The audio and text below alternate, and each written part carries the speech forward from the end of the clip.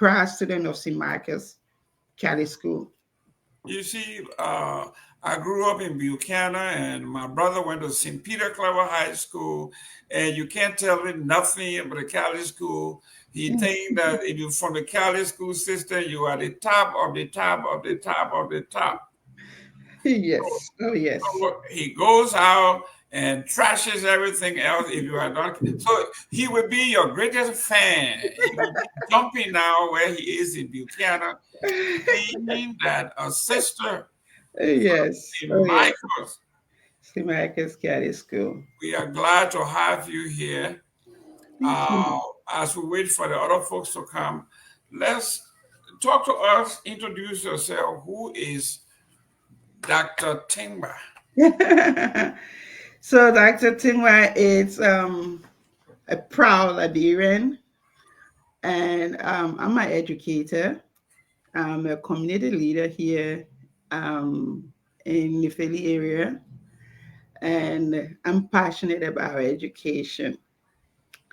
Currently, I'm into STEM and special education because I am trying to find a way that I can contribute effectively to the gaps that the war has caused in our country with a huge population of our youth um, being unguided in a way. So I am passionate about finding access for youth, helping to make them successful by using, like, not copying other cultures wrongly, but by being proud of who they are and then using that to excel in whatever areas that they are good in. So currently, I'm doing some work in STEM because I know that's where everyone is leading, and I don't want our country to be left behind. So I'm doing some research on STEM, trying to find ways to um, take the same effort that we are putting in the Western world back home. Excellent, excellent, ladies and gentlemen. Don't she look like Sister Doctor Tambe? I have that rotten behind her back. See you in the corridor gallivanting, and by the time you turn around, whoa, you No, shouldn't be here. you'll be surprised. You'll be surprised. Those who know me will say she's very quiet, calm and quiet. Yes. So the more quiet they are, the tough that writing can hurt people. But And you know, that is what we went through to be who we are. The discipline, the commitment, the dedication. Talk about your parents, those that made who you are. oh, um, may their soul rest in peace. My dad, My condolences. thank you. My dad, Mr. Jack Dore Basana. People in the Ghana area know him as Piccoli. Hmm. And I'll tell you something. When we were growing up, my dad was very passionate about education. And I think among my siblings, I was one of the smart ones to notice that at a very early stage, because whenever you want anything from my parents and you go to ask him that, can you give me this? He'll tell you, you got to study so that you can be able to buy that and blah, blah, blah, blah. But if you go and tell him that, hey, dad, I need to get this for school, no question asked, you'll get that. And I was a smart one to notice that from a very early stage. And so the others followed me. But my dad was a civil engineer. He worked in Morovia, Lamco. He worked all over Liberia. He built roads. I think one of his landmark would be the MTA. I don't know whether it's still MTA, but the MTA compound in Ghana's there. So Mhm. whenever we're driving by, he'll tell me, see that? I built it. I had that contract. So yeah, and then he worked in Lamco and all those places and did a lot of contract with those people too. So I grew up in a household where education was like, It was go to school. There's nothing else you need to do in this life besides go to school. And I always tell my friends that because my dad talked about education so much whilst he was driving off to school, when the war came and we went to Liberia and went to Ghana, my dad was not there, but because our mind has already always been set to that high school is important. When we went to Ghana, we didn't have people to push us. We knew that we had to put our legs down and go to school, and that we did. So I always tell my kids that, hey, I never had parents that, because they were in another country working to be able to take care of us, but because they had already instilled that in us. Without them, there, the silent voice was always there to guide us. And when I meet parents, I tell them the same thing. I tell them, hey, make sure you are instilling quality advice in your children. Because believe me, when you're not there, your voice is still playing in their head. We have to get away with the African syndrome where when we have the opportunity, we want to be shouting and yelling and cursing our children. And so, no, no, no, that is not the way forward. Because when you're not there, they always have your voice in the background telling them, reminding them of the same conversations that you had. My mother was a housewife, so she stayed home and took care of us, whilst my dad was on the road most of the time. And they contributed a lot to the Ghana's Bay area.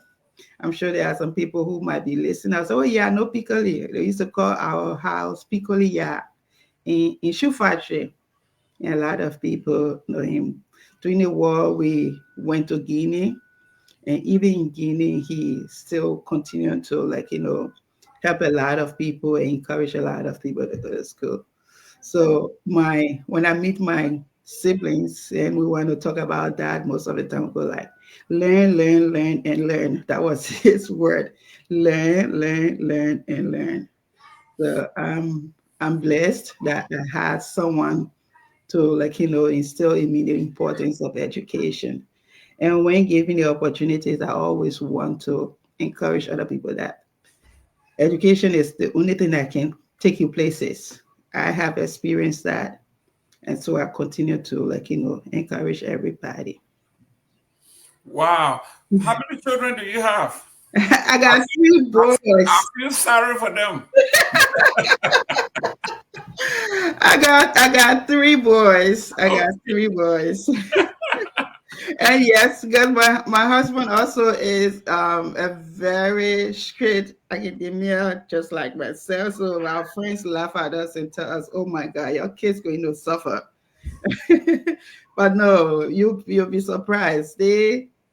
I think the conversation is just like any household conversation. We just encourage them to do their best in whatever they do. We don't push them. Like, at the end of the day, we want them to enjoy what they're doing. And the only way children will be engaged is when they have interest in what they're doing. So going at the days where we say, you'll be doctor, you'll be engineer. No, no, we don't do that no more. We have to encourage and ask them, what do you want to do? What do you like? And encourage them to use what they like or their strength to Mhm. pursue their career goals. Excellent, excellent, excellent.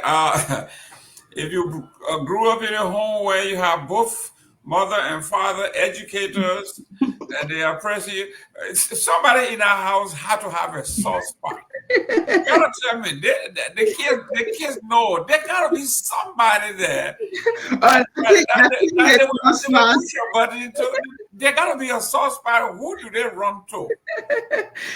I think it's me. Ah, And I'm now just boys, saying now, it. now boy, they gotta run to the mom, no matter what. No.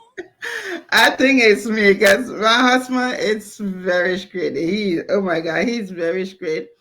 And he's got soft spot to don't. I mean, like, he at times when it comes to education, now he doesn't play with that. But he's also spot. I think we all got our soft spot in different areas. So there are times that I am, like, straight on certain things, and he's like, the go-to person, and then there are times he's the go-to person, and I'm the go-to person when he is straight on something else. Mm. Well, Guys, do us a favor, share this show. We are in for a treat. Usually we talk about we celebrate politicians and musicians and celebrities and sleaze talkers. Today we are talking about the most important people in our life, but the least paid educators. We got them here. We're going to be talking about it. And as the other guys come on, we're going to be talking about the big word in education called pedagogy. What is that? We're going to talk about it. But if you grew up in a home where your parents are educators, those three boys that live in this home, I feel for you. You will be reading until, until you fall asleep. No, it's not like that at all. Eh? It's not No? like that at all. Oh, come on. They say, uh, go find something to read. Go make use of yourself. Read, read, read, read, read, read.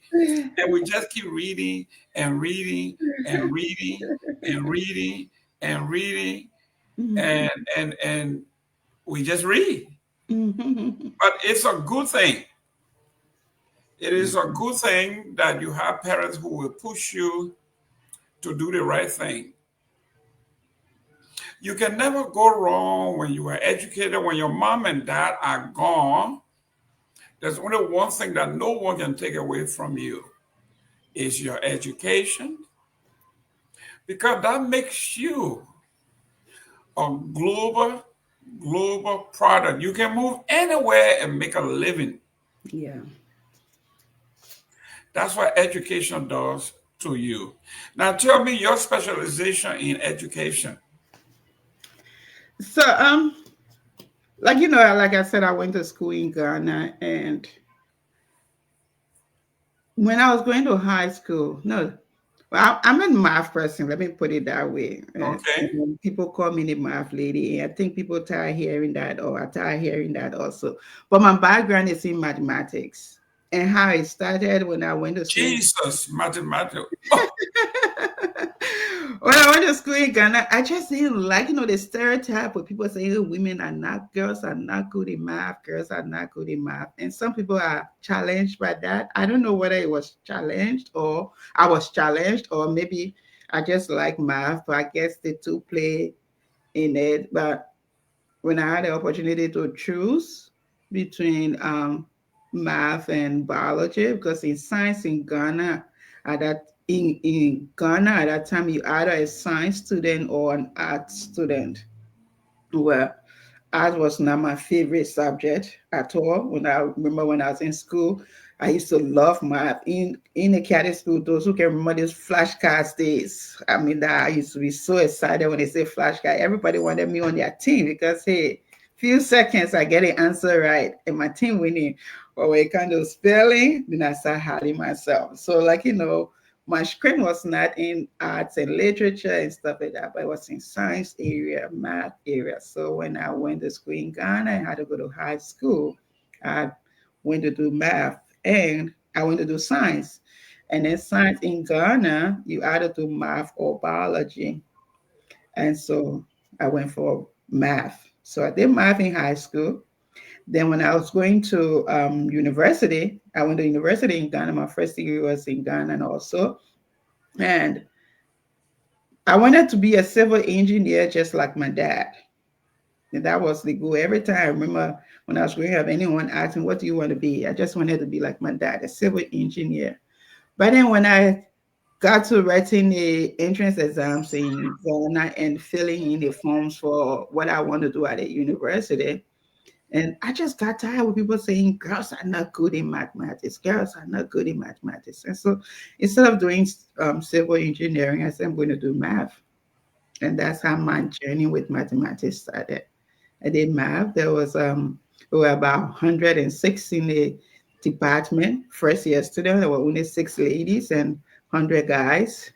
And we went through and was successful. And I enjoyed it. I'm so passionate about numbers, like, trying to make sense of it. Numbers can never lie. So, I'm a very truthful person too. talk to me about the definition of your beautiful name. That name is beautiful. Talk to me about that name, Pasana.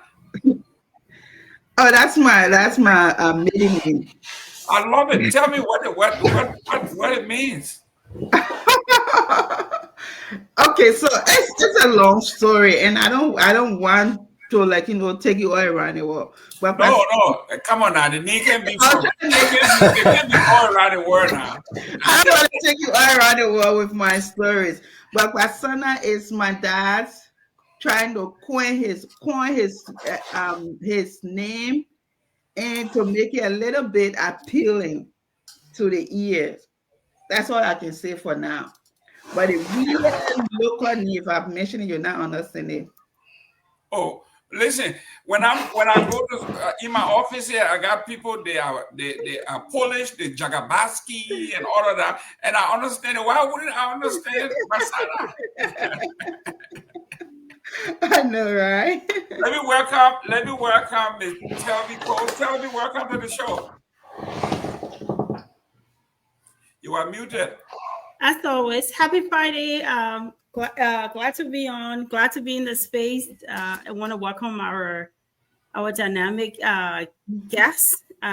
Also, I always want to tell him thank you for taking time off the work schedule, because I know how it is to juggle two things. I'm still technically on the clock. I got another 30 minutes to go, and I'm here. So I know what it's giving up to be here. So thank you, thank you, thank you. Let me welcome Dr. Sa.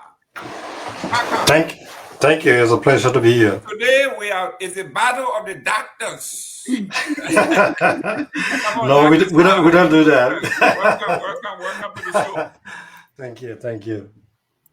Let me welcome a true thinker, a writer, an intellectual, par excellence, truth in ink. Siliki, welcome to the show. You are muted. You're mute. He's not a mathematician, you see. He can calculate.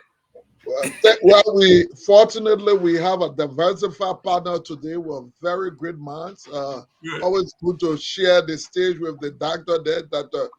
Besson, our own doctor. I mean, who are in her regard, and the rest of you guys.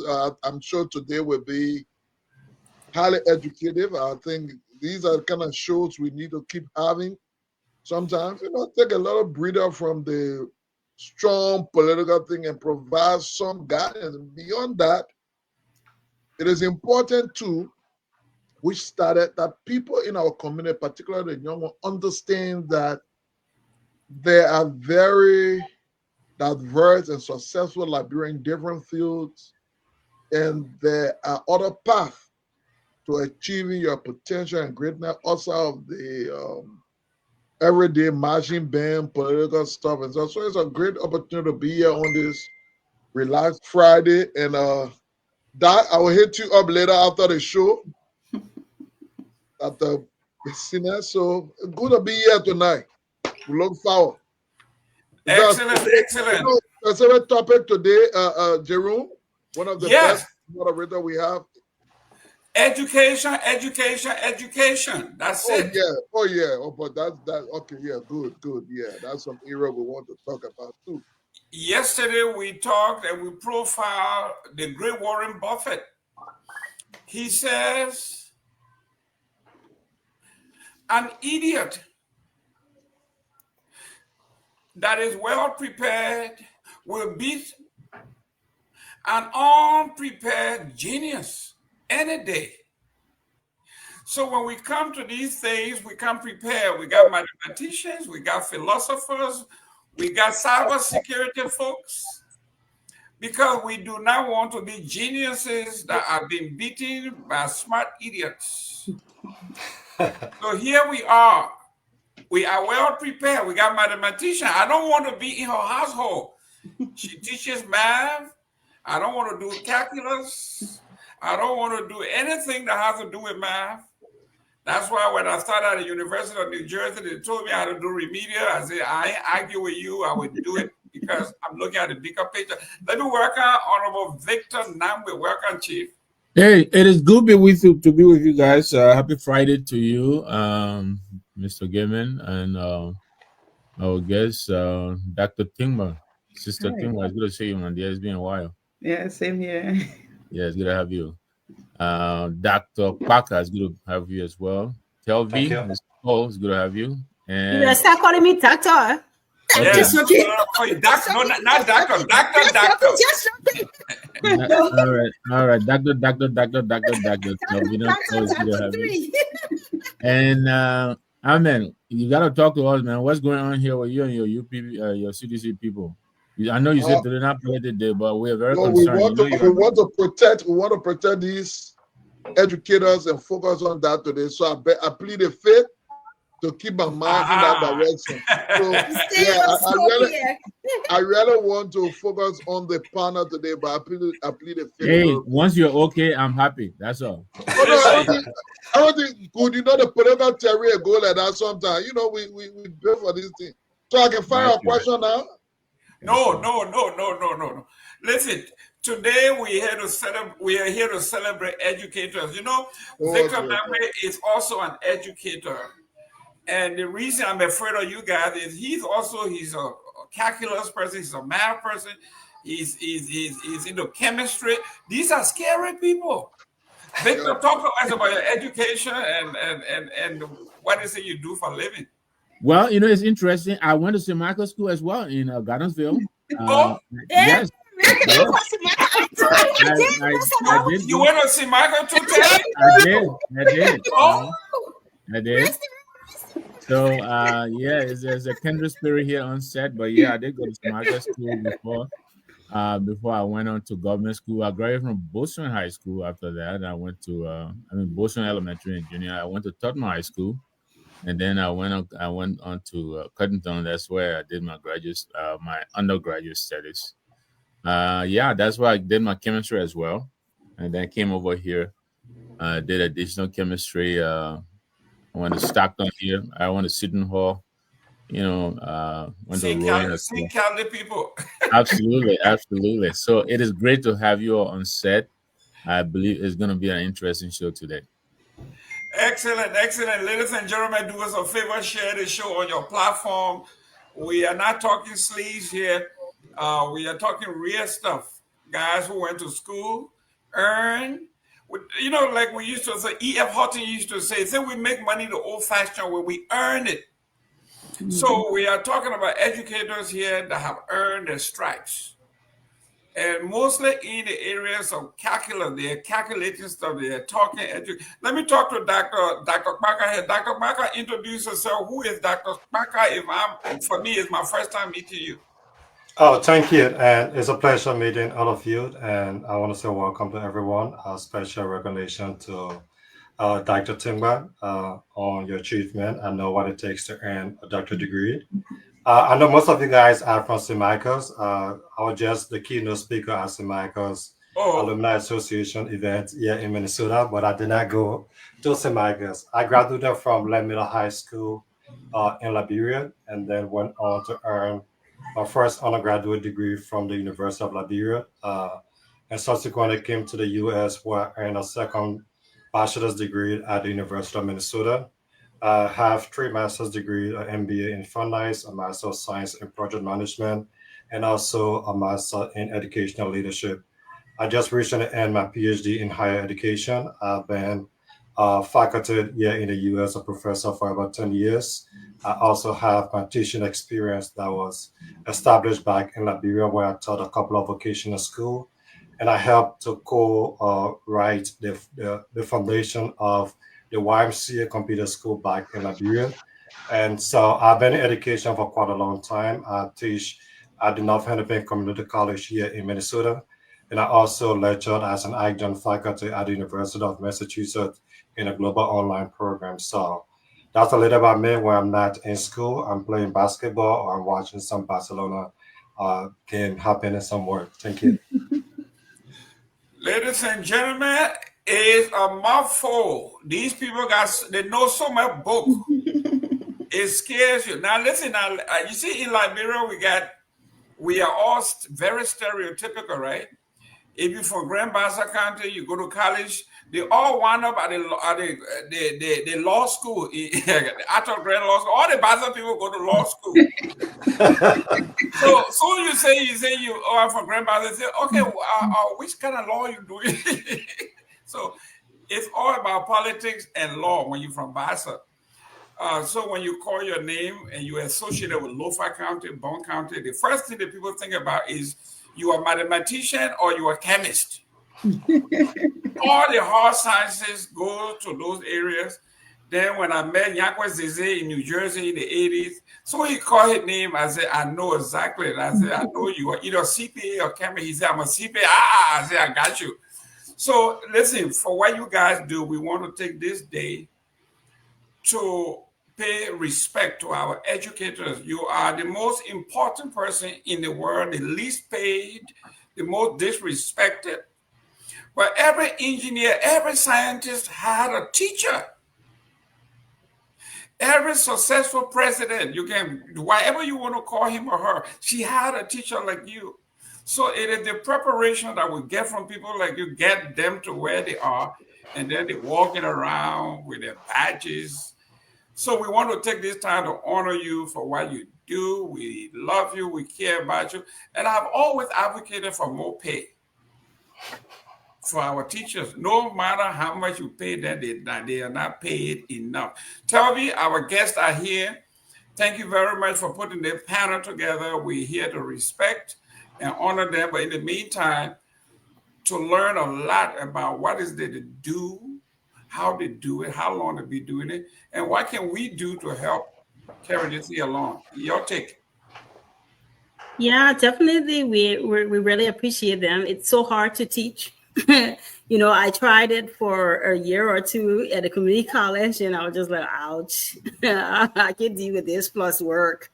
So seriously, I may revisit it, but just knowing that they're educators, it's because of them that we're here. Like I was telling somebody, the foundation plays a very important role. It's because of the solid foundation that we had in Liberia. That's who we are. And sometimes when people ask you, what did you go to school, or what did you learn English from?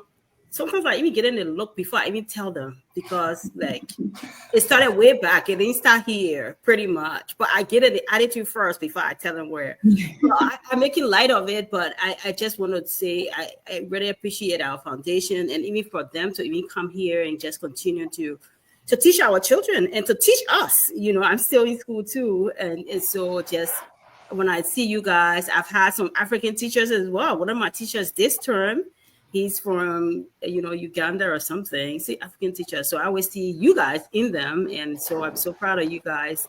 Thank you again for taking your time off your schedule. We just want to learn from you guys. We know you guys are the experts, and we're here to take notes, to learn, and to connect. And before I end, please, if you have I know everybody here, Doctor CC, you will come here. I know you haven't introduced yourself. I see your Jago Lanto behind you there.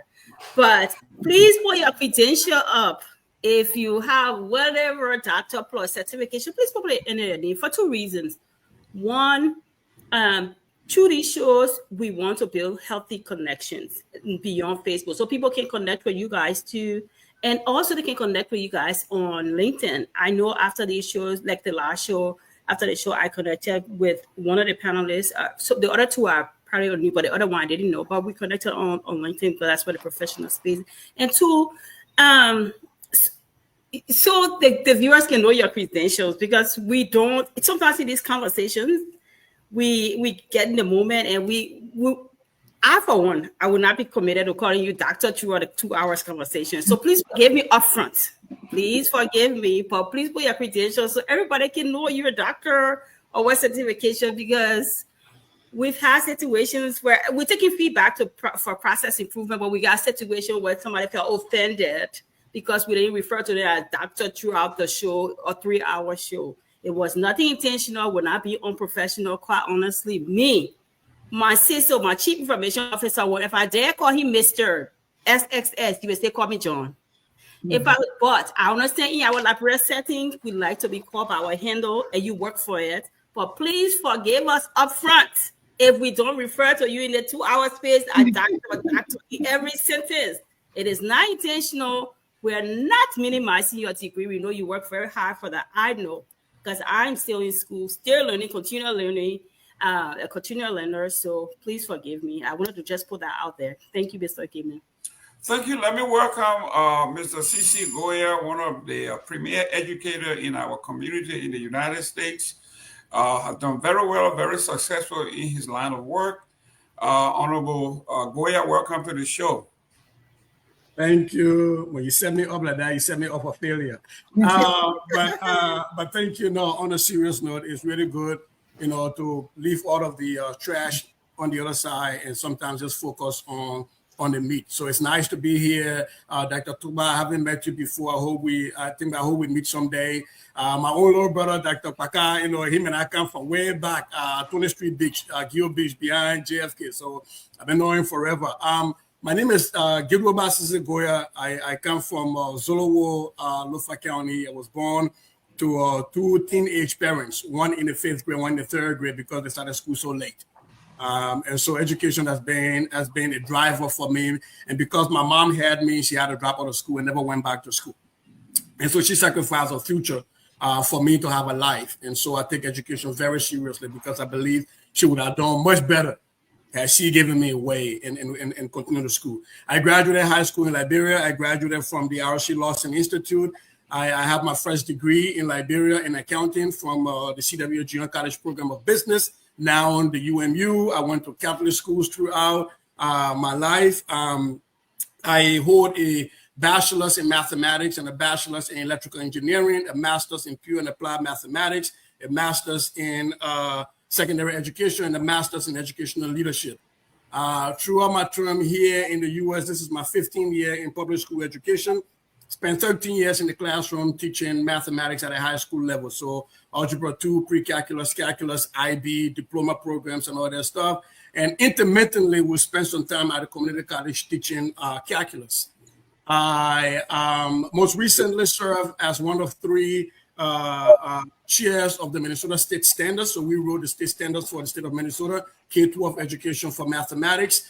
Before then, I served as a board member on the Minnesota Council of the Teachers of Mathematics. I also had a contract to as an item writer and item reviewer on the new SAT math and the acupressure entrance exam that folks take. We wrote the math portion of that.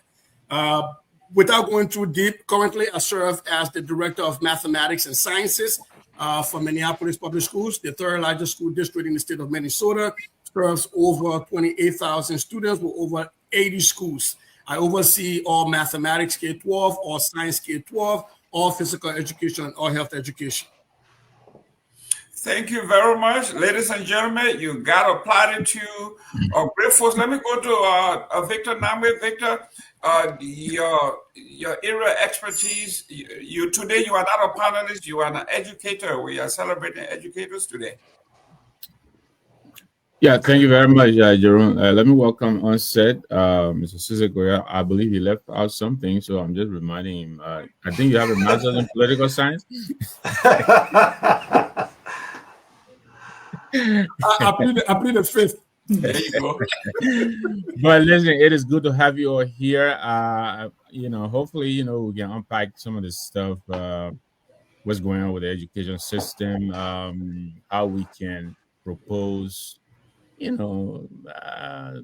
smart solutions, very uncomplicated but impactful, suggestions to improve our sector. And I'm glad that Sister is on set, with the background math and engineering, as well as Dr. Timba, and also my brother Parker here, very extensive background. So I'm very happy to have you guys here. Telvi is here and Ahmed is here. Let me ask you,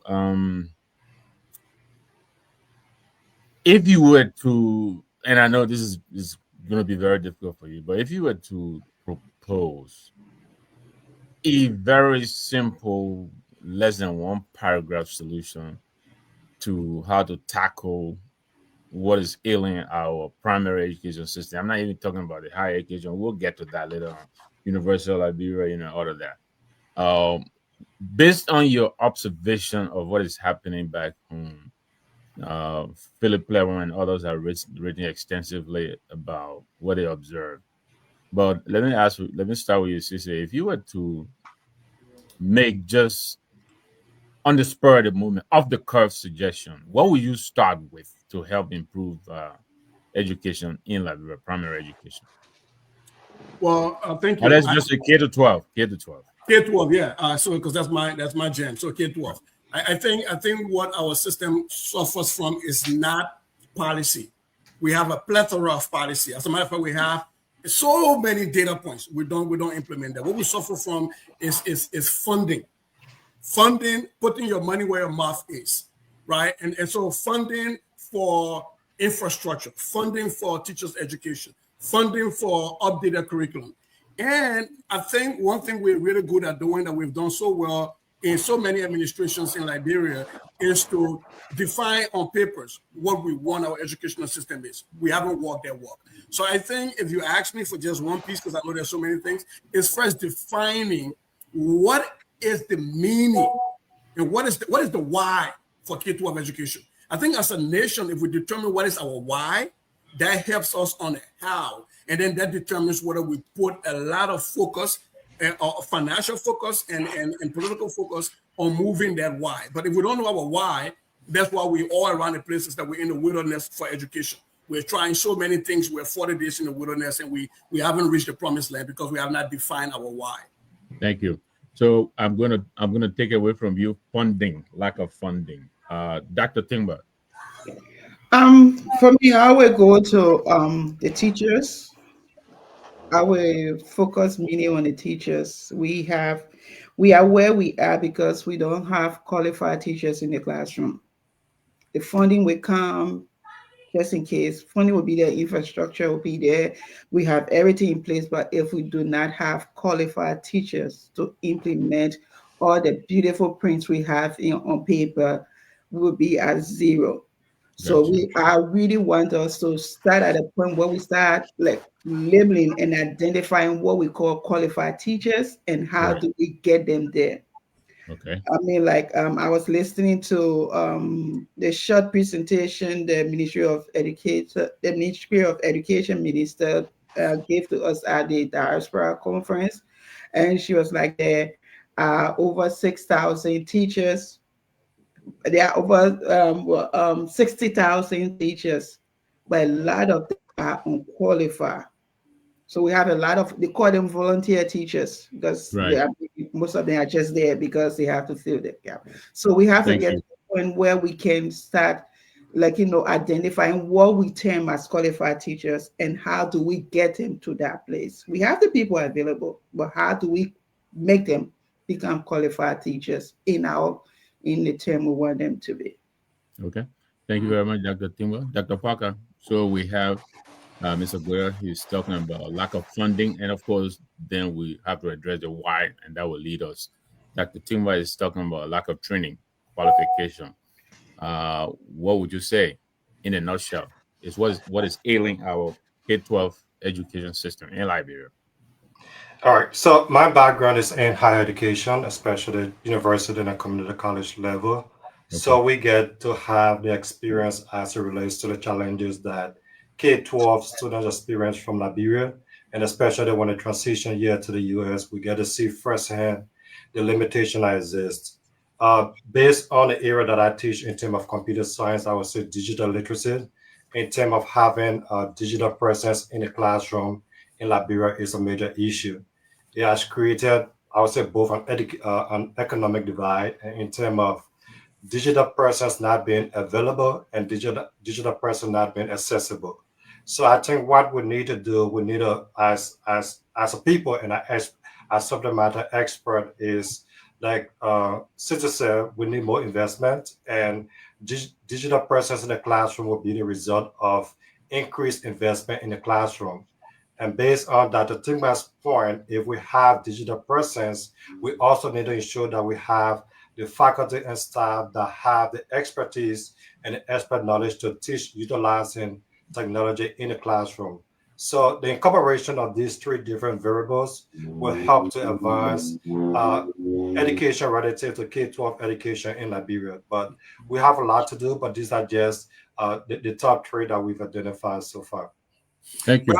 Well, So, Jerome, yeah, I'll pass it on to you. You're the moderator, but as I'm passing on, let me tag on in addition to what my colleague has said. because you an educator too. I want you to be in the hot seat. I don't want you. We want to ask you the question. So I'm going to tag on to what it just indicated. I think we also need leadership, someone to take the lead, take the bull by the horn, and model, what it is that they want us to do, and we can follow. So I think leadership helps a lot as well. But I absolutely agree with the points that especially the funding and the training, and then my brother from the higher education is observational, quite in place. Great. Siliki, you are muted. And take that hoodie off so we can see your face. You scared? Oh, yeah. So, well, I mean, beautiful suggestion. I just hope sometimes, most of our people, particularly in that sector, are able to reach out, or perhaps the reverse, to just create a think tank at the level of the Ministry of Education, where these different suggestions, they can have a means of channeling these different suggestions and ideas. Because I also want to think that because the education system deals with people, it has to do with both psychological and all the kind of different things. So sometimes the solution will come from different areas, not necessarily just people sitting in government.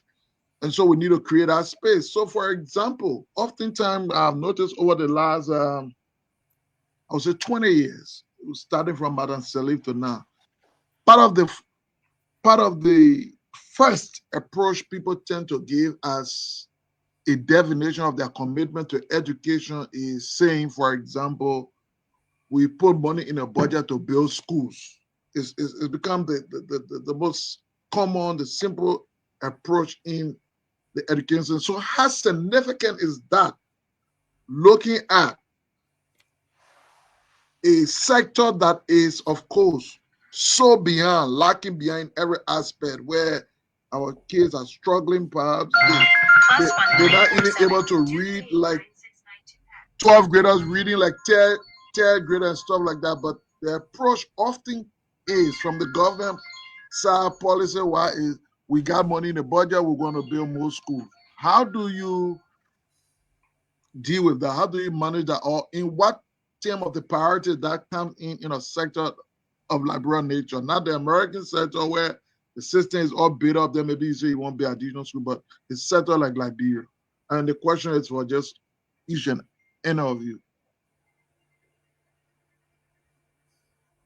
Let me start with Dr. Cici Goya. Go ahead. Well,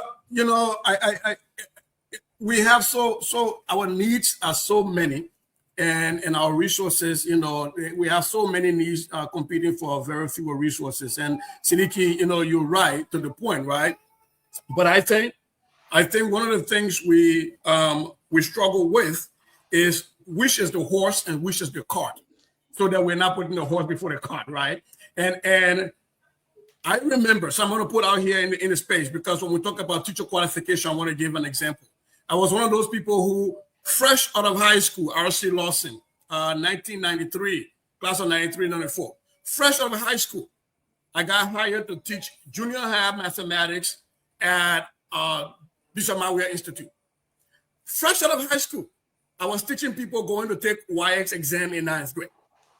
And that was because there was education for most people, teaching for most people is, where I go rest until I get my regular job. And so if you're treating it that way, then there are very few people in the system that are very qualified. And if government is not paying well, then it's difficult to attract those qualified people. And so you have one teacher that's teaching 5 different schools.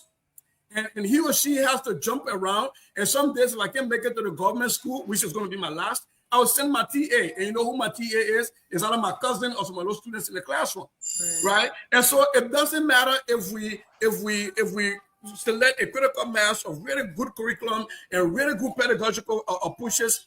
You have these teachers who are trained, but because they need 5, 6 teaching places in order to pay the bills, they are running behind the money. And so because of that, you have a qualified teacher that's spread so thin. And so then you have unqualified people in the classroom. I like the fact that we're paying volunteer teachers and taking them from this voluntary status. I don't think any teacher should be a volunteer. But I think even when you start to look at, I'm just looking at a report that just got put out for 24-25 school year, August of 2025 this year. And I'm looking at teacher training. Early childhood education, for example, the qualification rate as defined in the 2011 Education Reform Act, we went from 35% to 72%, still low. But where I want to draw your attention is the secondary. We have 53%, only 53% of people teaching secondary school that have the requisite qualification by the Ministry of Education to teach secondary education. And we wonder why the WIAC exam is the way it is. And I will close on this. I used to teach in Brooklyn Center, where a lot of our students, when they come from Liberia and come to Minnesota, they come to Brooklyn Center High School. I used to have a lot of these kids that come from this prestigious school, these private schools in Liberia. Folks are paying $500, $600 US. And these kids will come to me sometimes 4 or 5 grades below grade level if I'm lucky. Sometimes 7 grade levels. I'm teaching you math in 11th grade, and you can comprehend math only at the 2nd grade level. But you came from one of the most prestigious schools in Liberia. So it is a complex web of issues that we have to deal with. Excellent, excellent. Ladies and gentlemen, do us a favor, share the show, send in your comments, and we are going to pass it on to our experts here. When I was in grad school, I was lucky to have been tutored and mentored by some of the great minds in this country. One famous for Michael Dukakis, he said, please do not talk across discipline. You are into the social sciences. You are not a biologist. You are not a mathematician. Don't go out there talking Einstein's theory of relativity. Stay on your lean. People team. Yeah, that is not your area. Don't go out there quoting Einstein. That's not what you do. So today we have qualified people who are in the area, well researched, well accomplished. They are here to talk education. Now I want to piggyback on what Cici Goya said. When we talk about funding, like I usually say here in politics, it doesn't matter if it makes Cici Goya president of Liberia, he will not do anything, because in a country that has 90% of its budget going to perks, there's nothing you can do with 10%. I'm saying that to say the Miami, the next county here to be Miami-Dade, they approved $7.9 billion. One school district. $7.9 billion at just Miami-Dade. In my school district here, they just presented a bill for $1.2 billion, and we have only 48,000 students. I also pulled up this research. It says here, Superintendent Mark Bedell submit $204.7 million capital budget recommendation to the school board of Brooklyn Park. So look at this number. This man is talking about without the resources, you can have all the qualified teachers, they won't be trained. There's no money for training. There's no money for salary. There's no money for bonuses. There's no incentive. So you are dead. But let me go to Dr. Parker here. Doc, it boils down to teacher education, teacher training. We're talking about, you got to do recurrent training. You do training throughout the year. You update your skills. You get new. Now they got AI. You guys are back in school learning AI. So it's a continuing process. Where do we go in Liberia? What will you say to our education minister now in Liberia? How to handle our failure? Because I look at the budget, they have $20,000 in the Republic of Liberia for the whole country. Curriculum development line item, $20,000 for the entire nation. Dr. Parker. Yeah, I think Sister said earlier, and I just want to make one thing clear on the show. Sister used to be my study class teacher back in Liberia, so I have to make sure I bring that in. But well, Cici Goya, you did an excellent job. You went on to all of us. All right, but that's what it made a man an old man. That's all. I wasn't doing that. Good name is the Parker, Dr. Parker. The beginning minds are simple, so when you tutor them, you get a little more. Yeah, let me understand. If you fail, you ain't getting nothing. Go ahead, Doc. Yeah, but on a more serious note, the lack of funding obviously is a major issue that challenges our educational system in numerous ways. And some of the pitfalls we have is that we have unqualified teachers that are bringing out students who are not ready to face the reality of college, or many students are being dropped out. Uh, Both government and the private sector need to focus more on public-private partnership to be able to advance our educational system in Liberia. The focus will always have, I know Siddiqui talked earlier about ensuring that the government building more schools. No matter how many schools you build without a qualified workforce, having a well-structured teacher training education in place, and also ensuring that we have measurable outcomes, right? Just by sending the teachers into the classroom does not assume that teaching is occurring. How do we continuously provide resources? How do we monitor both our teachers and our students to ensure that we are achieving the outcomes set forth by the Ministry of Education? And in addition to that, how do we ensure also that the students are prepared for the classroom? Because many of our students, we might come to that topic. We have huge disparities in Liberia, right? Out of our income disparity, both economic disparity, and other areas. We have urban Liberia, rural Liberia. And the distribution of resources relative to school is neither concentrated in Montserrat County or in Monrovia. So we need to be intentional as a nation, right, to diversify how we are spreading out the little resources we have, so that a child from my town or Foya in Lofa County can be able to get similar quality education as compared to a child in Monrovia. So there are a lot we have to do, but we have to make sure we establish priorities as it relates to where we are making investments relative to education. Telvi, you have two questions. You are muted. So let me go with the technology one, because I think the other question was partially answered, but I'll circle back. But time check, Dr. Timber have to leave. We only have her for 1 hour. She has another engagement. So let's put all the questions to her first. So yeah, we're gonna bombard her before she leaves. But no, so I want to go with technology first. I think we kind of talk about it, but obviously we all know technology and AI is reshaping the world.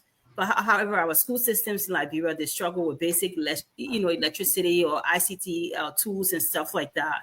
So when I think about it, I sort of think, can you recommend, or what are your thoughts about some practical ways that we can leverage what's ever going around the world, or improve in that aspect, whether it be within the 5 years, 10 years time, some recommendation that any one of you guys can put up. And let's start with Dr. Tima, because she's here to lead. I mean, she's here for a short while, and then the guys can continue.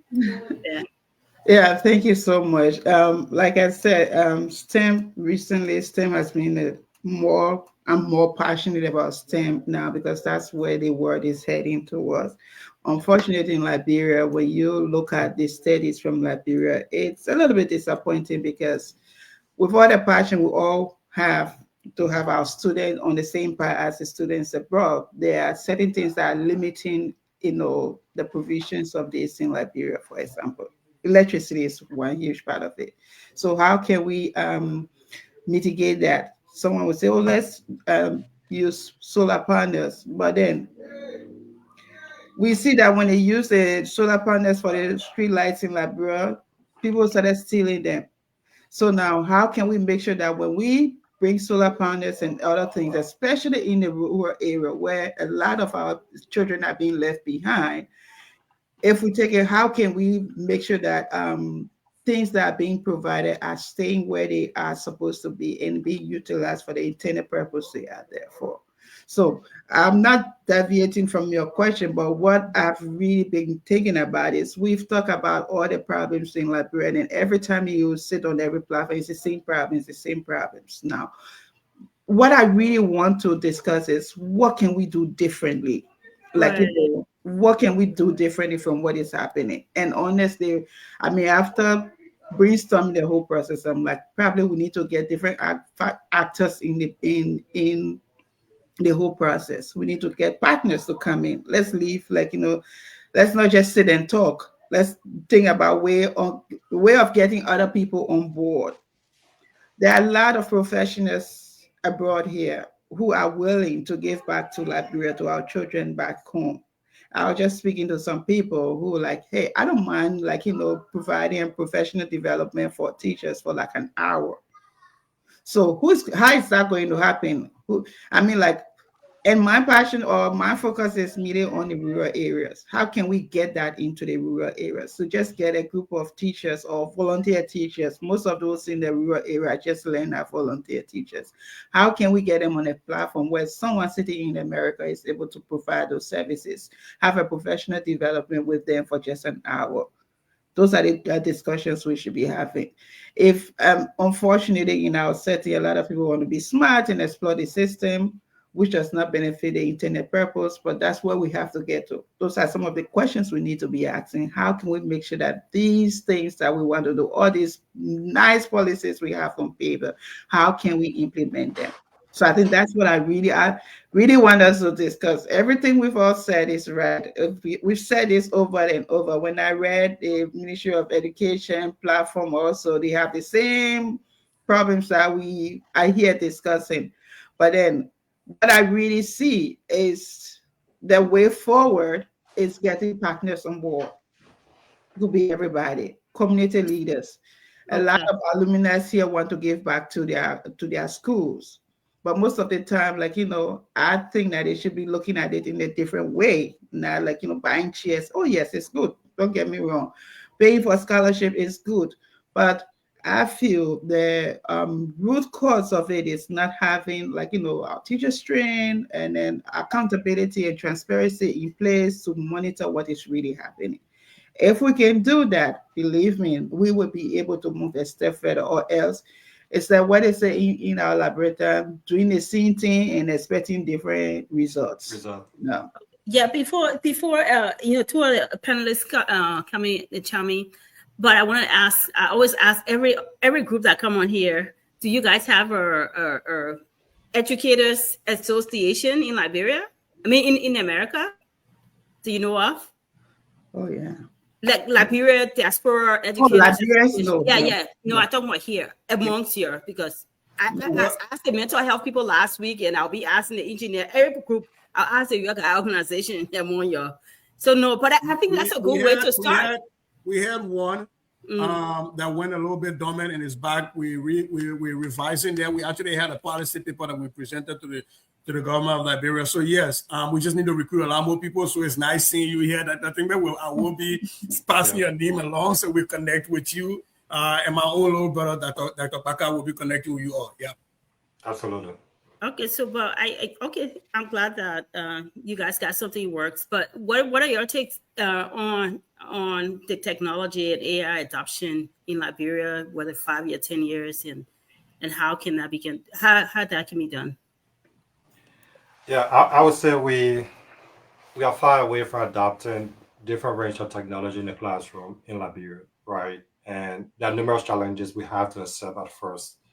I've had experience in Liberia in which a colleague of mine established an institution in which we partner with a high school in Liberia to introduce digital literacy in the classroom. We provided the laptops, we provided the trainers, and everything else. All we needed was to have the space and to have the, the electricity available to provide those things to the students. Unfortunately, the school could not afford that, right? And we did not have sufficient resources to do that. So that just gave me a practical reality as it relates to the fundamental challenges we have in Liberia. But we can still be able to adapt technology regardless of the challenges we have. I think most of our Liberian students or Liberian kids are being disenfranchised relative to digital technology because they have to learn the way some of us learn, right? We learn directly from the blackboard and writing down on papers. And it is a shame in the 21st century to have our students at this time still experiencing what we experienced back then. What we can do relative to digitalization of technology is, as Cece Dr. Tungma said, we need to ensure that professionals in the diaspora, especially educators, within different fields rather, are intentional about contributing and giving back. We need to ensure that when it comes to providing education in Liberia, we do not just copy and paste what's in America and take back in Liberia, right? I don't believe in that methodology. When I went to school briefly in Ghana, one thing I admired about that system is that whether they were teaching accounting or something else, they would talk about it in cities, right? They wanted to ensure that they have that local presence as it relates to student understanding what's happening. And also, we need to challenge ourselves as educators as well. We need to write our books, right? We have been reliant on foreign books to go into the classroom in Liberia. As an educator, I should be able to write a mathematical concept as since they were home down in Datatima, a mathematical concept of playing marble in Liberia, right? A mathematical concept about playing Husker, so that somebody, a child from the Don't third forget grade, NAFO. We did NAFO people. and that is why we talk about linking practicality in terms of the local presence to actually what's happening in our environment. So we have a lot to do. And when it comes to AI, AI is a buzzword, right? We have to be careful how we really introduce AI. I'm a professor here in the US, and I'm still conservative as it relates to the utilization of AI in the classroom. Should it be used? Yes, it should be used by students. Students should be able to explore the usage. However, we should also take into consideration to focus on critical thinking, right? You cannot introduce AI and taking away critical thinking, which is an essential skill that is needed for somebody to truly learn, comprehend, and to be able to apply what they have learned. Wow. I Uh, think if I just want to yo, piggyback on what 1 minute, Doc. Let me welcome our other panelist, Sarah Dopo. Welcome to the show. Thank you so much. Thank you. Thank you to our beautiful guests and also to you guys on the show and to our followers. I have been following the show, listening to you guys. Great conversation, and I'm great. I'm so happy to see my brother from the border on here. I know the border is supposed to be peaceful by now. So yeah, great conversation. I am loving it. I'm enjoying it. Our country needs all of these discussions. So thank you so much. Happy to be here. Thank you, Doc. You were in flight. Go ahead. Yeah, sorry for just jumping in, but I just wanted to make one point here. When you get in a classroom to teach math, most of the students will say math too abstract, and they don't even want to start to even take part in that. But when you make it so applicable, to whatever they see and whatever they understand, you can have the very or the most abstract concept, but it will still understand it. So I'm just trying to buttress what Kat was saying right now, that our curriculum should be culturally relevant. We cannot have a curriculum that's talking about, I was giving an example of talking about 4 seasons where we can only focus on 2 seasons that is in Liberia.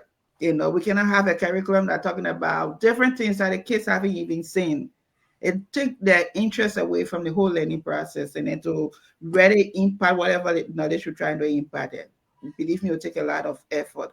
But when we make our curriculum culturally relevant, where we focus on things that the children see around, like someone was saying, those different games, give him example where concept will be built on the games they play and other thing, or agricultural projects and other things will be based on whatever they say. Believe me, we get students who will start critically thinking, because we want to take them away from what my brother said, that we got used to, blackboard chalk, writing, look on the board, writing your class in your book, and then we're all facing the teacher in the front. And there are a lot of things we have to do. But then, I just wanted to really portray that our culture is being taken away from the whole learning process. He made an example of Ghana, where in Ghana, I was forced to learn the Ghanaian language when I was in school in Ghana. What about Liberia? From the K to 12, we should be teaching the different languages. Because most of the time when the children start growing, they don't even speak English very well, but they speak Basa, they speak Pele. So at that young age, when we integrate the languages in the classroom, guess what? We will have a lot of success in the classroom than just focusing on English, English, English all the time. But thank you so much. This is a really great opportunity to just explore great minds. I've learned a lot even by just sitting here and sharing this platform with you. But I'm so sorry that I have to go. But I look forward to coming back again to continue this discussion. Thank you very much. We salute you. We celebrate you. We look forward to seeing you again. And thank you for taking your time to teach us. I was hoping that before you leave, the educators here will come up with a subject and how you dealt with it in your class. But that's for another day. When you come back, we will You'll be coming back to discuss the higher ed piece of it. So yes. yes. Thank you very much. Thank you. Now we're talking about culture here. Let me go to another educator here. Let me go to Victor Namwe. Victor Namwe, this is personal to me because when I got to the University of New Jersey, after I got accepted, they were doing entrance placement, and they wanted to place me in my classes. So I sat for. They gave us a topic to write about, and the topic was the vitamin or the importance of beta carotene in carrots.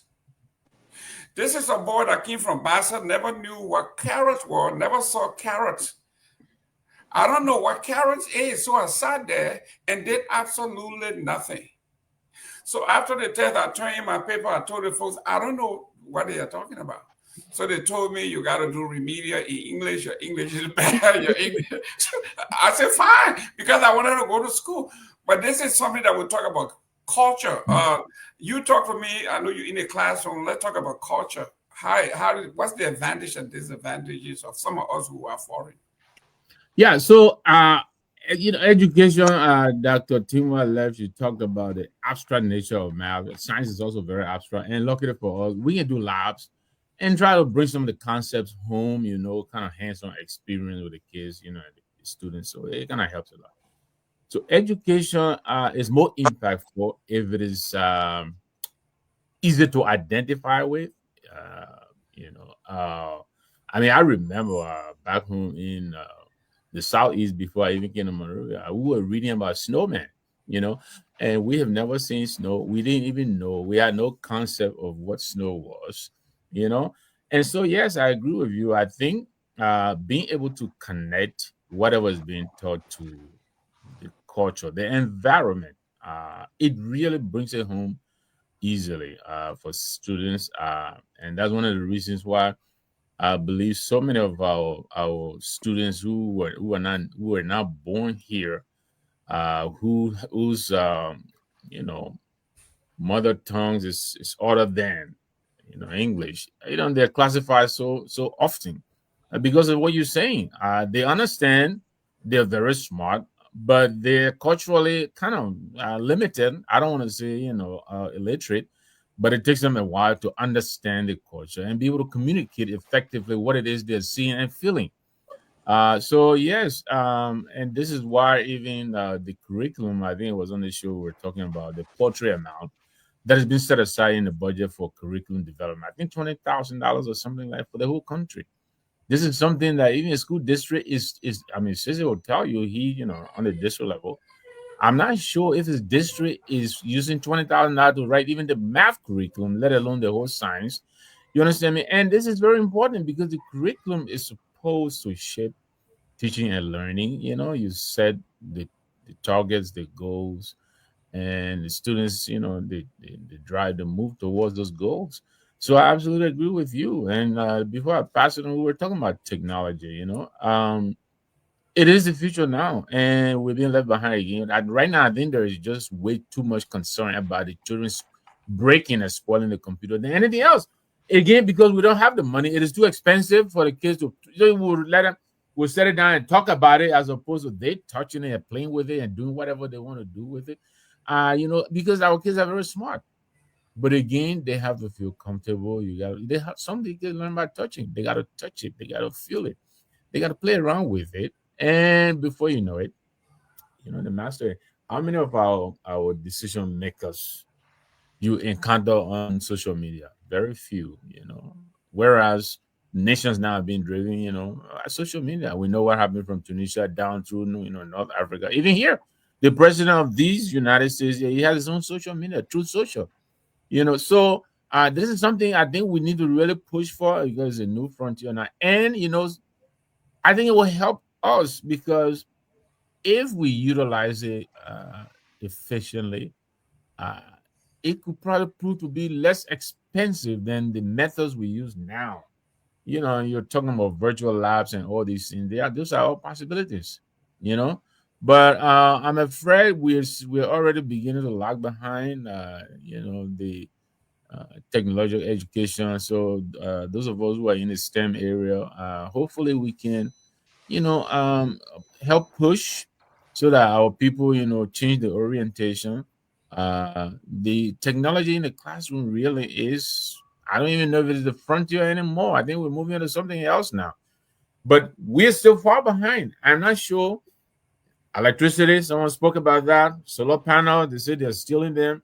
I get that. We have to find a way to make them stay. But to have technology, you got to have electricity.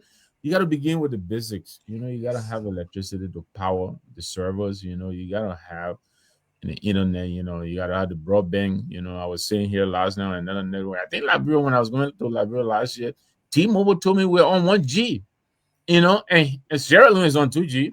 You go to Ghana, you don't need to be in your apartment. Any part of Accra you are, you can get on once you have your subscription. Same thing with Lagos. Why can't we do that in Monrovia? You go to Calabash, you got to latch on to lesser chromas Wi-Fi before you can do anything. Otherwise, you got to wait until you go back to the apartment. Why? So those are some of the questions that I think, we should address. I understand Elon Musk is there now, Starlink, but how many people can afford it right now? So I will pass it on, but I think those are some of the questions we need to tackle. But I think indeed, yes, technology is the future. I mean, now almost everything you do now is driven by technology. Great. I'm coming to you, Siliki, but let me go to Honorable Sisi. Go ahead, Sisi. I'm talking about culture, right? A guy who came from Baza, very confident that I was brilliant, I was smart. Someone tells me that I know absolutely nothing. If you are not strong, your self-esteem will be. Well, how did you feel when I told you that? I almost dropped out. Sisi, go ahead. Talk to me about how do you massage people's ego because the dropout rate. Most of these things help towards the dropout rate. If you, for a young man or young woman who comes into your class and you tell him that, listen, you don't belong here, and this and that, it kills your spirit, your self-esteem, and some kid would never come back. But I was a hard-headed guy. I said, you want to put me in remedial? I will go there because I want to learn. Talk to us about culture and how you deal with encouraging kids to prevent dropout. So your experience is not too far from mine. Dr. Baka just talked that I used to tutor him. I tutor a lot of people in Liberia because math was my thing. Like, it came easily to me. I don't know why, it's my disability. So when I got here and went to Texas Tech in Texas, I took the entrance exam and got placed in remedial math. My dad and I were walking outside and go, dude, I thought you said you know math. You going to do remedial math? But here's what had happened, right? What happened in there, dude? Tell us the real story. On the test, they're taking this time test, right? The clock is in the corner on the computer, right? And of course, I'm fresh out of Liberia. I did computer science, but I only saw the computer, the keyboard, and drew the monitor, the keyboard. That was all I had with computer. So I'm sitting on the computer and I'm taking a test. There were two problems that had 3 questions each from the problem, word problems. One of them had to do with trout, T-R-O-U-T, the fish. The other one had to do with chandelier. I'm sitting there, poor bro from Gio Beach. I can let my candle and put it off. I need one candle to last. Did you even know what a chandelier was? Chandelier, I didn't know what a chandelier was. I thought it was a mathematical term. I thought trout was a mathematical term. I sat there and the clock is going by and I'm thinking, wait, they didn't teach me this in Liberia. I didn't finish the test. And so when my dad is pesking me and I asked the lady, I said, hey, I wrote down 2 words here that were math words. I didn't know them. I showed them to the lady. The southern Texan started to smile and said, "Bless your heart." It told us a fish on it. I'm like, "A fish? Tell me a fish. Tell me." And so she said, "Well, now that you know that, if you took the test over, what would you do?" And they put me back in the test, took the test, got placed in calculus 2 at Texas Tech, right? The problem here is we have, in culture for me, you know, most of my students would tell you that I went to Brooklyn Center High School. When you walk in my classroom, the largest flag was the Lufakande flag. Every Wednesday, I was dressed as an African going to school, like in my African regalia. And the Liberian kids would go, "Mr. Goya, you're making us shame." So what making you shame? To be an African makes you shame, to bring your culture to you. But, you know, we in Liberia, we have a lot of culture, a lot of curriculum that is cultural neutral, which makes no sense. It makes absolutely no sense. So Tavi and I were talking in the background. I'm going to take your time a little bit. Just bear with me. We're talking in the background about this piece. I'm going to count in Loma, and if you can count in your trap, count in your trap. But I want to lay a perspective here. I also count in Pele, Sabaga, count in Kisi, I dare you. But when we count in Loma, we count from 1 all the way to 9. So Gila, Flugo, Sago, Nago, Dodu, Dista, Dofla, Dosava, Tawu. That's 9. We get a Poo. Poo is 10. A lot of our tribes call 10 Poo. Here is what happens in the number system that we have. The Arabic Hindu Arabic system that we have, 10 does not exist. Sveto knows this. It is a modular system. You get to 9, it says the next number after 9 divided by 10. We say 10 goes there 1 time, remainder 0, that's 1 and 0, that's 10. The next number 10 goes there 1 time, remainder 1, that's 1 and 1, that's 11. When we get into Loma, we get to 10, we do the same thing. We say 11, we say 10 and 1. Pugo kagla. 12, 10 and 2. Pugo kaflogo. 13, 10 and 3. We do that until we get to 20. Then we say 2 set of hands. So we are multiplying 2 times 10. We get to 30, we say 3 set of hands. 44 set of hands. We do that thing when we get to 99 because we have to shift 1 unit over because that's play value, right? We have to get 100. We say 1 hair, poo, in Loma. And so we shift the number over. And so you start to see a correspondence between the alphanumeric system and the way we count in Loma, the way we count in Pere, the way we count in Kisi, the way we count in Bassa. Because I've talked to Bassa people and Crown people, that's how we count. But when we teach it in our villages, when we teach it even at Tottenham in the heart of Monrovia, we don't connect that. We teach them as if to say our people do not have ancestral knowledge. We ignore community epistemology, the knowledge of our ancestors. And I will end on this one piece. The swing bridge. I don't want to call it monkey bridge because it's derogatory, but the swing bridge. In my village, in Lofa County, we built the swing bridge. And our old people know what kind of a ropes to use that have saps that will connect together, that will hold together. That's chemistry. Those things stay there for years. They swing through. That's the pendulum swing. That's mathematics. That's engineering. That's physics. How many of our teachers would take our students to a field trip to go and learn the mathematics and highlight that? We take that as primitive knowledge. We ignore it, and so we take westernized Eurocentric education, and we don't massage it like Dr. Paka said. We don't make it Liberian nice. We just copy and paste it. And I think that is where we struggle. That is why you would teach a kid 2 times table, and we'll go 2 times 1, 2, 2 times 2, 4, get to 2 times 12, 24, and they say 2 times 13, and they say, "We didn't teach me that one." Because we have not taught them that you are continuously adding 2 and adding 2. We teach them the rote memory, not what actually that thing means. So I think we have to shift our teaching in Liberia from rote memorization to actually teaching and modeling. If I tell you 3x plus 5 is 7, how can I show that to you with Benabo and Pepe? How can I show that with you that when you go to the Meta market, this is what 2x plus 5 equals 7 looks like, right? We don't do that. And so I think that's where we struggle, and I hate to take all of your time, but I really want to make that point because that's one of the pieces that we do, that we teach in the villages, and we pretend like what we are teaching is so brand new, it's so divorced from what our old people know, when in fact, I will argue that our people's knowledge was copied by Europeans and brought right back to us in a new shining bag. Oh, Stevie, before we move to another topic, I want to just pick back on that. I want to push back on that a little bit, though. Yes, given all we know, though, how can we incorporate that whole learning thing into the now generation, that style of learning, so that it helps their comprehension, it helps the engagement? How? Give us some, both of you, give us some ways. So like I said, I was just on the math standard writing committee for the state of Minnesota. Some of the things we did in there, we also realized this was a big deal in Minnesota. And so in the state of Minnesota, there is a statute that got passed by the legislature that say every subject, but particularly math and the sciences, we will ensure that Native American contributions are highlighted.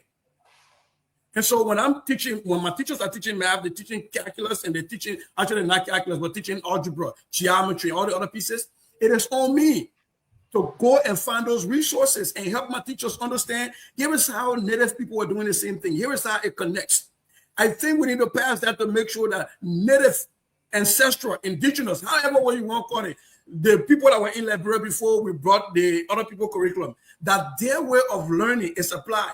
That is the only way we start to find value in ourselves. Because I find somebody in Lofa, I went to bury my mom recently, somebody who has never left the Lofa border. I'm speaking Loma to this person telling me I can speak Latin. Because for them, they think that the further away you move from who you are, the more civilized you are. And the further away we move from the learning and the education our people give us, the more civilized we feel we are. When in fact, we are not. And so I think there has to be a conscious effort. And whether it becomes a law like we did in Minnesota or it becomes a movement, but it has to be a way where we intentionally, right? I was learning Shakespeare in Liberia, and they won't let me read Wotan Sankawolo, right? What is the essence of reading Macbeth in Liberia, in the village, in Lofa County, where people can speak English? When you got Wotan Sankawolo, when you got Baltimore and the rest of the other people, of the other writers. Why? It's because we have not, as a nation, defined what education is. It's come back to my why. Why should we be educated? If we define the why, then we definitely will be able to crystallize some of these things in either in the mindset or in statute or in policy. Dr. Parker, you made a spectator. You enjoyed the show. Talk to us about culture. He did just talk about something that is very important, rote learning.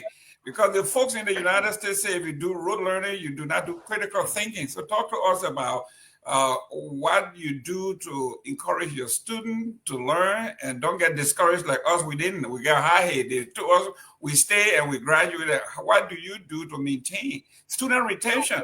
How do you deal with the cultural aspect of it?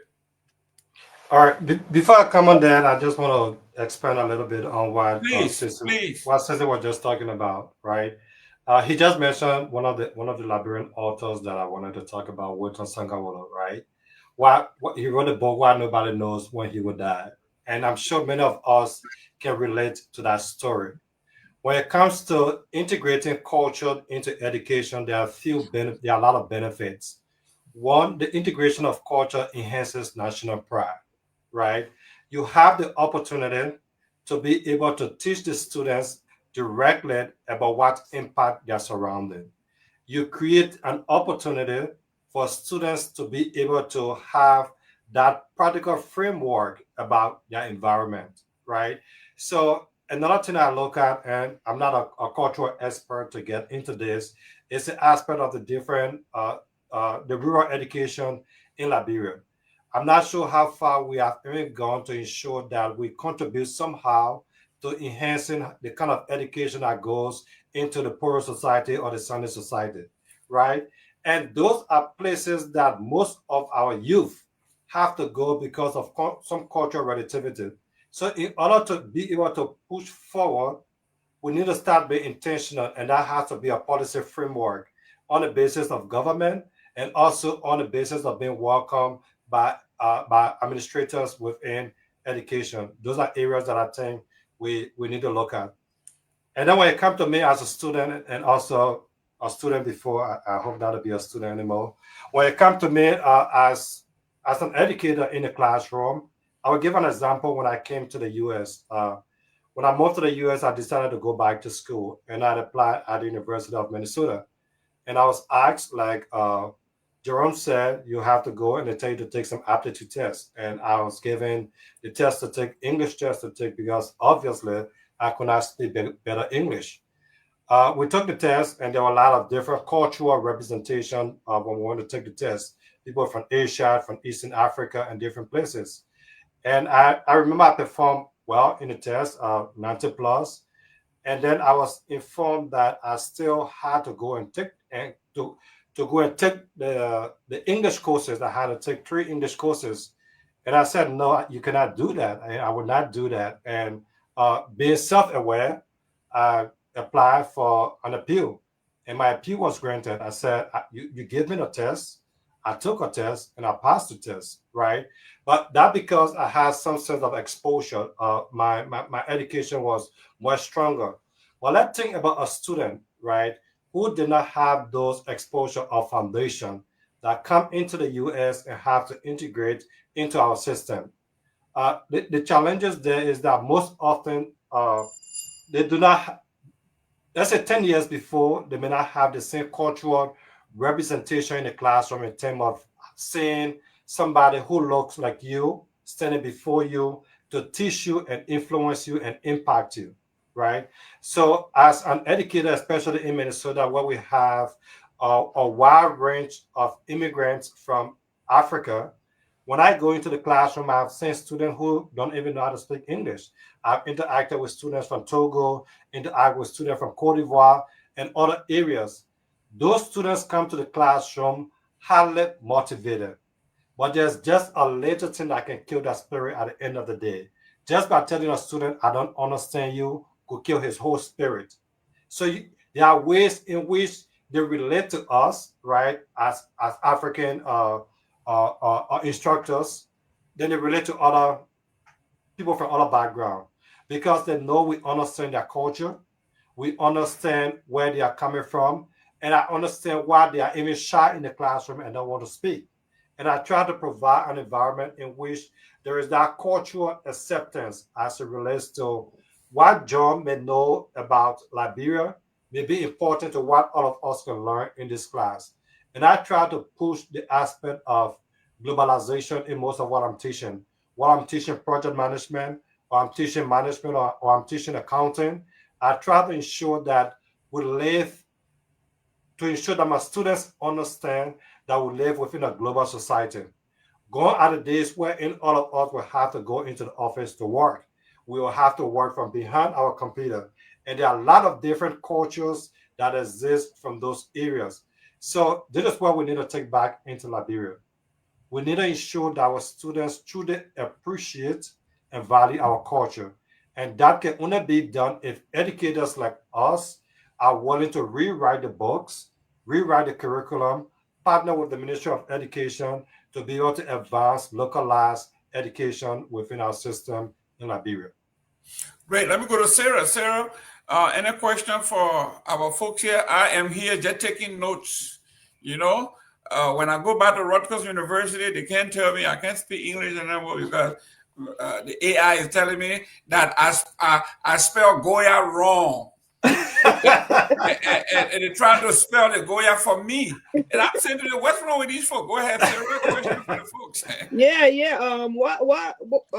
Great conversation, and especially for you educators on here, discussing about some of the things that our people need to know, especially the school system need to adapt, which of course we don't see that. So my question is, do you guys have any plans of reaching out to the current government, or to see if you guys can partner with them, to kind of introduce some of these things? Is there any plan? I know, sister, you said you guys just restarted your organization. Is there any plans for you guys to do that after you should have come together and find a way forward? Is there any plans to reach out? Sarah, yeah. That's right. Hold on 1 minute, Cece. This is why we charge you when you come to class late. But anyway. I'm sorry. You guys discussed it already. Cece, go ahead, repeat what you said. We reformed. We just started, but we did present a paper to the government of Liberia on the way forward. We did present a paper to the Liberian ambassador. As a matter of fact, we had a whole online Zoom conference, and we had the minister, we had the superintendent, the acting superintendent of MCS is actually at that forum, and we presented some way forward to that. Now, it's one thing to present, and it's another thing for people to walk with it, right? So, that was the next question I was going to ask.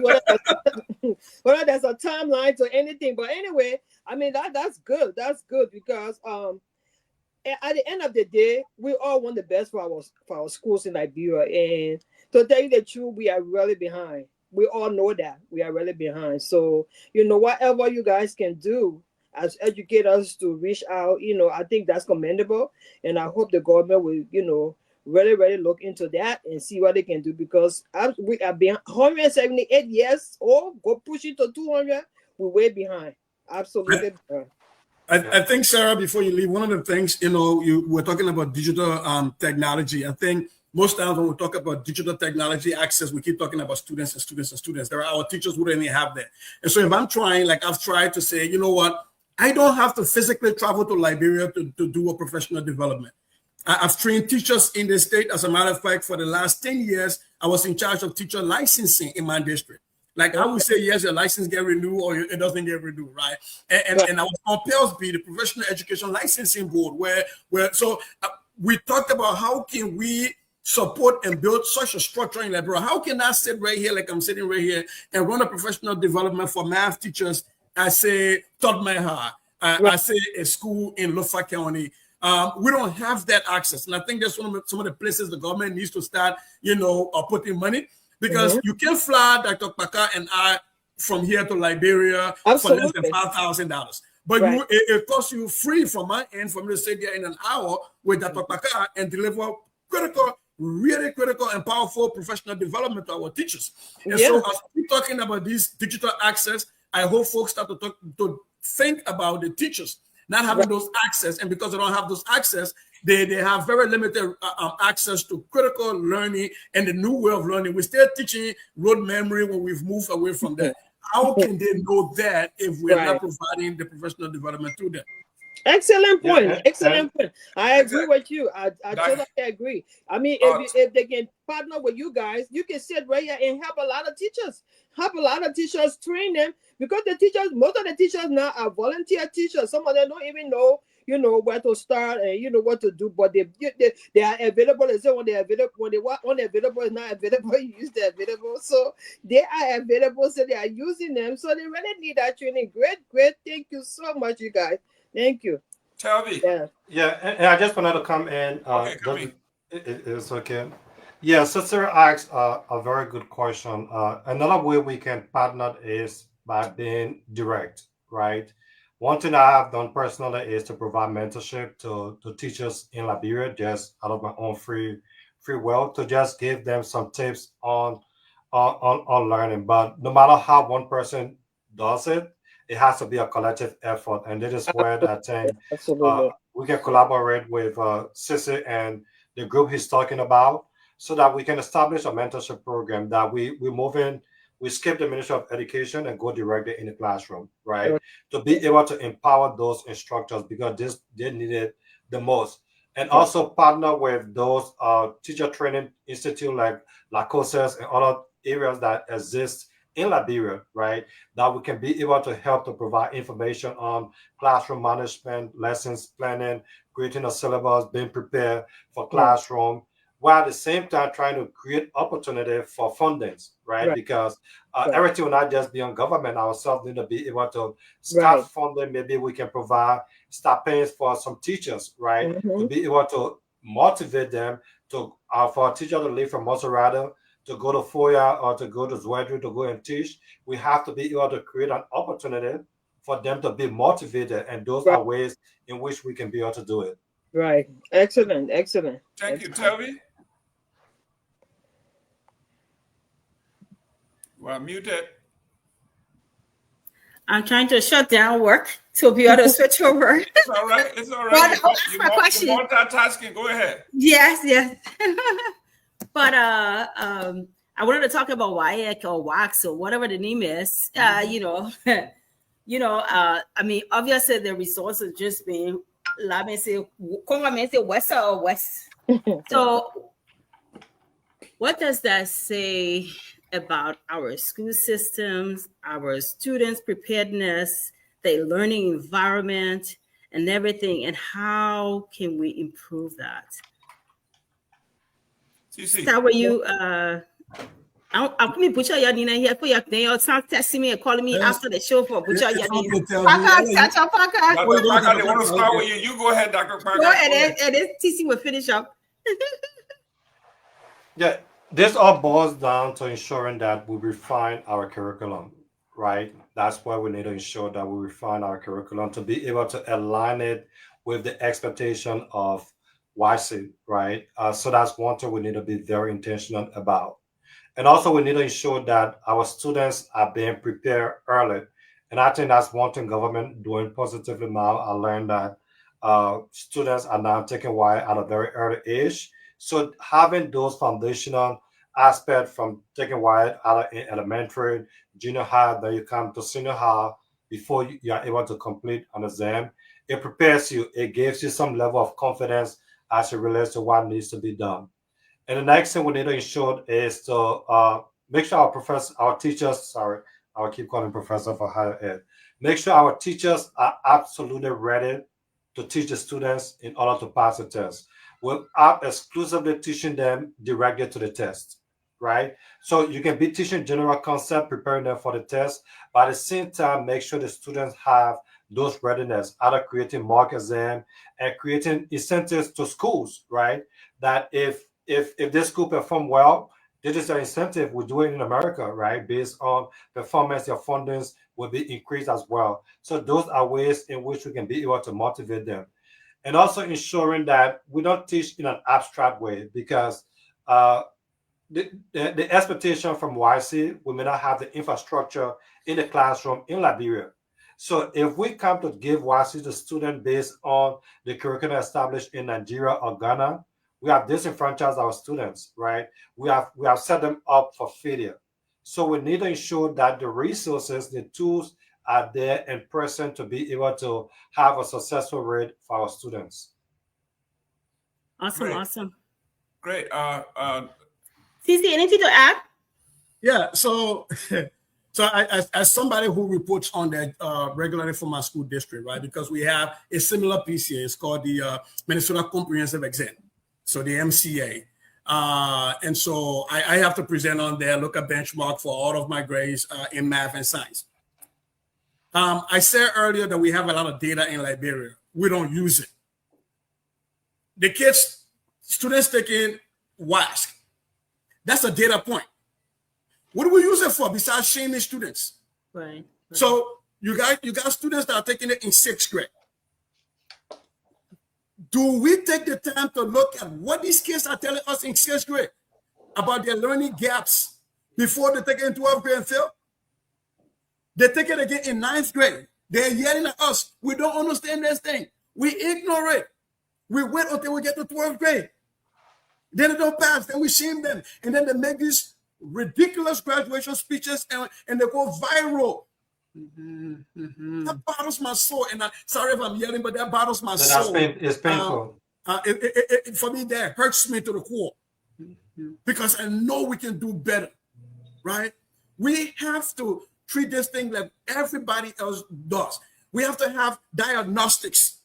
In my school district, we get diagnostics assessment. Your kids come to me, I give them an assessment in the math classroom before we start the entire year. You're going to tell me where your gaps are based on that assessment. And I now know how prepared you are for the exam. I know where the gaps are. I know how to intervene to close those gaps and support you so that I'm able to have my thumb on the scale before the exam shows up. We can change what the outcome of the WASC is if we're giving diagnostics assessments in 5th grade. It tells me in 5th grade or 4th grade what the student gaps are and how long I got to fill them before they take the first assessment in 6th grade. Now, they take that in 6th grade, we combine that with their 5th grade and see that we close the gap. No, is the gap widening? Yes. In mathematics, what don't they know? Do they not know simple algebra? Do they not know geometric thinking? How can we focus on that in 7th grade and 8th grade and 9th grade to take the WASC again? We see again Have they closed the gap? No, they haven't. Math teachers were falling behind. We have to pick up the slack. What can we do to intervene so that by the time they take this assessment, diagnostics in 11th grade again, now we know before they take the 12th grade for graduation, right? We have to build checkpoints along the way. But the problem is to build those checkpoints is to hold adults responsible. And adults don't want to be held responsible. We want to hold the students responsible for failing. And so we don't have those checkpoints. And I think for me, that has been the biggest problem in Liberian educational system. Forget whatever administration. That has been the problem. And one of the things, if you want my radical suggestion, here's my radical suggestion. Stop giving WIAC exam in 12th grade for graduation requirement. If it's going to be graduation requirement, give it to them in 11th grade. Right. Students that pass it in 11th grade have access to take classes at the University of Liberia or other places, or do vacation school, or get some job. The students that don't pass it still have 1 year. They stay in school technically. They're still working with teachers. We're still building them to take another one by 12th grade before they leave. But what is the sense of somebody taking a test in 12th grade? They don't graduate. They go and sit home for 7-8 months, and they come and do a resitter. It was raining for my bucket and do it for our inner school. I love that. Too many distractors. Ladies and gentlemen, you are in for a treat. We have Honorable C.C. Goya, the math genius. We also have Dr. Parker, and we have Honorable Victor Nami. These are all educators. Guys and girls, I'm asking you, on Tuesday, we're going to have Dr. Clarence Moneyby here as my guest. I would love for you guys to come back to quiz him because he's running for president. He has to have an education plan. And for me, I won't be able to go into detail about education because I don't know. If you have the time on Tuesday, join me here so we can actually help him out. So you guys can tell us what is it he has that is different. I'm hearing TC is saying we got all the plans in the books. It's the implementation. We just don't implement. So you guys can ask him, you can quiz him as to how he's going to implement this beautiful plan he has. Before we go to the next topic, let me remind you guys, we got a group of young women and men that are making our shows beautiful on the ground. They are in Nimba, they are in Lofa, they are everywhere. Christmas time, we love to give them something to appreciate them. I know you guys are talking about incentives and bonuses and everything else. So please make a donation to our Cash App. We are trying to raise about $1,500 that all our folks on the ground get something for the Christmas. And this I'm gonna is send something for my well. Now, when you send it to Ude Mayan, now you're putting us in trouble because they work as a team. So the cash out here is the $ TCA 2500. If you believe in the Zelle, is 678-438-3003. We love that you do that. For those of you that have contributed, thank you very much. You are going to make somebody put a smile on somebody's face. This is the week of giving. And we love to learn. You see, these people are teachers. They are not only teaching you algebra and geometry, they're teaching you to give back. Mr. Gibman, can I say something? Yes. And it better be you got 200 for me. I don't know whether any one of you guys watched that video. It's been a while back when those students were having a competition I think it was in Nimba County. And the girl spoke that English about, I don't know what is your intention, something she said. Which I think she had a good intention to say something, but she just didn't know how to say it. And when I listened to that video, it broke my heart. It broke my heart for the fact that these kids, they have the desire to learn, but the structure is not there. Like we are discussing, the curriculum is not there. Like for public speaking, where you go to, like she was vying for a position, and I think the other person was vying for it, and then she was trying to explain herself what she's gonna do, and then she was asking questions as well.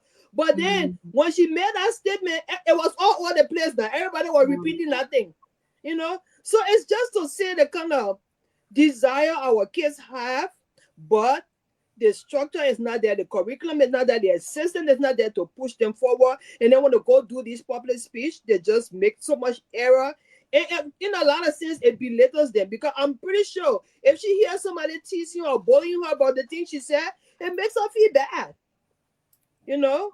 So I mean, I just trying to buttress like we just need to push our government to do something, to really do something for our Great. kids. Let me go to this here. Let me start with CC on this one. The school principal walked into my office and said, "Mr. Gaiman, we're looking for additional teachers. You will do well. Come and we'll put you in an executive program. You can learn to teach." And I said, "You know what? I'm going to come in and be a substitute teacher for a week." And I walk in that classroom confident that I'm going to teach. And when I got there, I had no clue what these kids were doing, the noise. It took me almost about 30 minutes to get these kids quiet.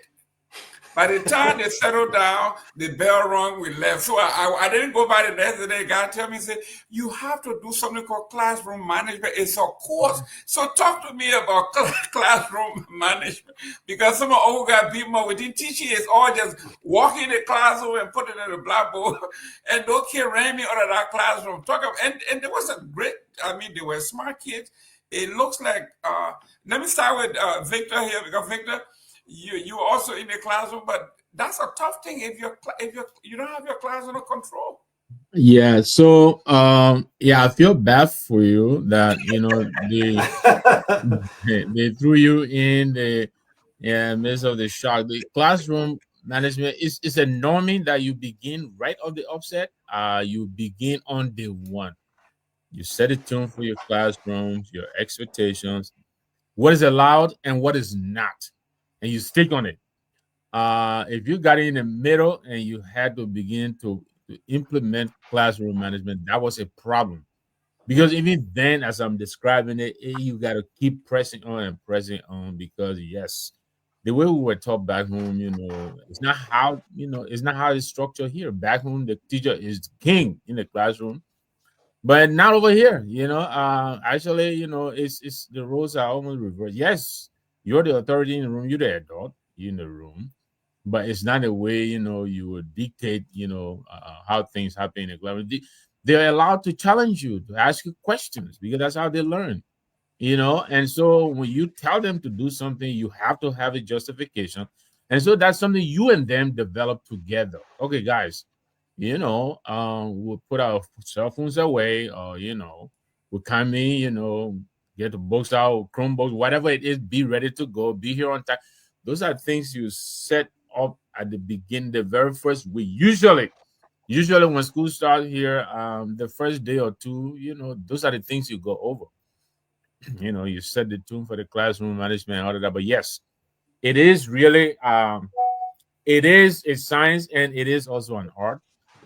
It comes with practice. You're not always gonna get it right, and many times you will not get it right. But when you begin to get it, it is your best go to, your best companion, your best helper. When you have that norming system, and they will tell each other what is expected in that room. What you can do there, what you can do there. How they will stretch you, they will test you. But once you get on it and you set it in motion, it is the best way to keep the classroom running, because observation and all of that, the classroom is supposed to run itself basically. The students are supposed to run things. That is the most efficient classroom, where they come, they know where to get their paper, they know where to go and get the pencil, they know where to sit, they know whether they can go out to get water, they can go to the bathroom. Those kinds of things, they come at the very beginning of the school year, like I said, and you continue to remind them as the school year goes through. So Well, classroom management is very challenging, but when you get a handle on it, it is your best helper. Did Because you, you do can't you guys continue have to running get the school year. certified every Every year? time, every time you run to the principal, they take a piece of your authority away. You surrender your authority. Oh, really? That's So true. it's I like not always that. the best advice to keep sending them to the principal's office. Do you guys CC, have to certify every year on classroom management? No. You don't get certified on classroom. In a sense, you do, Like a because CEU? Like, because CEU? No? Yes, when you're observed, all of those constitute the sum total of your evaluation, the So, summative evaluation. All of those come into play. How you manage your classroom. You can't sit in the classroom and it's like a jungle. The kids running up and down, jumping over desks like you in East Side High School or whatever that was called. No, all of that is weighted against you, your ability to manage the classroom, because when there's chaos in the room, it takes away instructional time. That is the main reason why you're there. So if you're wasting 5 minutes just trying to manage the classroom, that's a problem. That's a problem, But again, it is a system you use to norm your classroom, and it starts from the very beginning. It's like you have the child. You can't teach old or new trick. Once you're in the middle of the year and you still haven't got a handle on it, that's a problem. But I'll leave it there. Cece, listen, this is what I keep saying, right? When you see God driving, or when you go to the skating ring, right? You see these guys just skating. You say, man, this thing is easy. I can just go on there and do it. And you go there, you fall on your behind. They got to help you up. You walk out of that shame. Classroom management, for you that teach math, most people say it's one of the most difficult subjects. So they will do all they can to kill the time so you can get out of there. How important is classroom management? I like, to just add on to what my brother Victor was saying. You have to build community. Classroom management is you're setting norms, you're setting expectations, and you're creating. The way I look at it in my work, in my 13 years in the classroom, is you building your own village, and we are determining what is acceptable in the village square and what is not, as a community. And when you violate one of those rules, how do we deal with folks who violate, and how do we welcome back you in? And so you have students will now start to hold one another accountable, because for me, what I did was I didn't come with my own thing. Thou shall not do this. Thou shall not. Hold you accountable to you. Right. You too. Right. They will tell you. Yeah. Whoa. Absolutely. That's not how we behave in here. Whoa. Yeah. Because there were some teachers that think I come into the classroom and say I have my rules. Thou shall not sit on my desk. Thou shall not do this. Thou shall not do that. I tell you what, in 10 minutes, all your thou shall not will be in the transcript, right? So you have to. It's almost like you're practicing democracy, right? I know what I want. I'm going to get them to tell me what I want by the way I structure the question and how we frame the guidelines for the classroom, right? And we have these non-negotiables. Look, I'll tell you this. For the 10 years that I was teaching in an inner city school, a school that had over 80% of my students on free and reduced lunch. That's where people were afraid to go. That's where I did my thing. And I'll tell you this, the principal always knew when it's time for math class, because you see all the kids running, and I'm teaching 11 or 12 graders, by the way. And the principal go, how do you manage these kids to be willing to go to math class? I said, because I don't have to say a whole lot. I just got to look at you. Like, it's just, the eye. This is eye looking, But the problem was they knew also that I love them. Like, because of the way I grew up, I said, told the story here about my mom, she had 8 kids, right? So I went to school all the time hungry. I went home with homework that nobody could help me solve, right? And so because of that, I would give my lunch to students that come to school hungry. Like, yo, man, you're hungry, I can take my food, eat, but sit in the back there, do my homework. You're sleepy because there was something at home, last night, take a 10 minutes nap. After 10 minutes, I wake them up, do the work. We're building that. And so because they knew I was invested in their well-being and also holding them accountable, the best teachers that have the best classroom management are the ones that will leave their room to a substitute like you, and you go in and you thrive. If you leave your classroom and a sub comes in and there is chaos, you're not a good classroom manager. And so some of the things that we teach over the years that when I offer PDs is, number one, do you know your students? And knowing your students is not, that kid wears the black jacket or they come from a broken home. No, it's what do they love? How are you leveraging the things they love to build a relationship with them? Because I'll tell you this, nobody cares what you know if they don't know that you care about them. The first opportunity to teach somebody is to teach them that you care about them and you know them. The first day you call that kid by his or her name and talk about his or her best team that just played a game, whether they lost or not, you own them. I started watching WWE, wrestling, WWE, because one of my students, that was his thing. He would not do math. I had to watch WWE. We started to talk about the diagonal in the right angle triangle. John Cena is from one side, and he's going straight through the ring to the other side. That's the diagonal. I had to teach him that to teach A squared plus B squared, C squared. That's the only way that kid could listen to me. I had to learn to watch that fake WWE. And I became a fan of WWE because it allows me into building that relationship. So some of the things we do in Liberia, we think you kick the kid out, they go home. Well, you create a problem for you and that child. Because if you kick me out of school and I go home, I'm not learning. Right. I'm going to come back with a deficit. Right. And if I come back with a deficit and you're moving along, especially in things like math and sciences that are continuous, I come and there's a broken link in the chain. And if I feel like I'm stupid in the classroom, I'm going to misbehave. I'm going to disrupt learning so you can kick me out. And then my friends think I'm the coolest guy because I'm the class clown, but I'm doing that because you keep creating problems for me. As you kick me out, you're making my gap wider and wider, and you're making me feel dumber and dumber. And I think that's one of the things we got to get away from in Liberia. Far too often we send kids home, we kick them out of school for, you just look at the teacher by where say, you get for your go home 1 week, don't come to my class. We create those, and then Wyatt come and shows us that the kid hasn't learned anything. But we don't go back to the teachers and hold them accountable. And so classroom management, just to close, it's almost like in your home. How do you manage? How do you and your kids get along? If you don't have boundaries, if you don't have rules in the house that everybody is accountable to, including yourself, then your child comes and goes as he or she pleases. They come at midnight, there's no curfew, they can't do homework, they don't do dishes, they don't do nothing. You as the man, you don't have anything that you're held accountable to. The wife is not held accountable to anything because there's no structure. That's chaos. And so that's what happens in the classroom when there's a lack of classroom management. Good. Let me go to Dr. Parker. Let's talk about your why. Why you went into education, why you became an educator. Oh, I will spend the next few hours talking about that. I would say this: I'm from a very humble background and humble beginning. Both of my parents never had formal education. They did not spend a single day in the classroom. But I see my dad as the wisest and the most educated person I've ever met. I see my mom as a warrior in terms of ensuring that our kids gain education. My education was gained. My mom had to sell kobo. My dad was a taxi driver. But they were very insistent on ensuring that all of their kids went to school.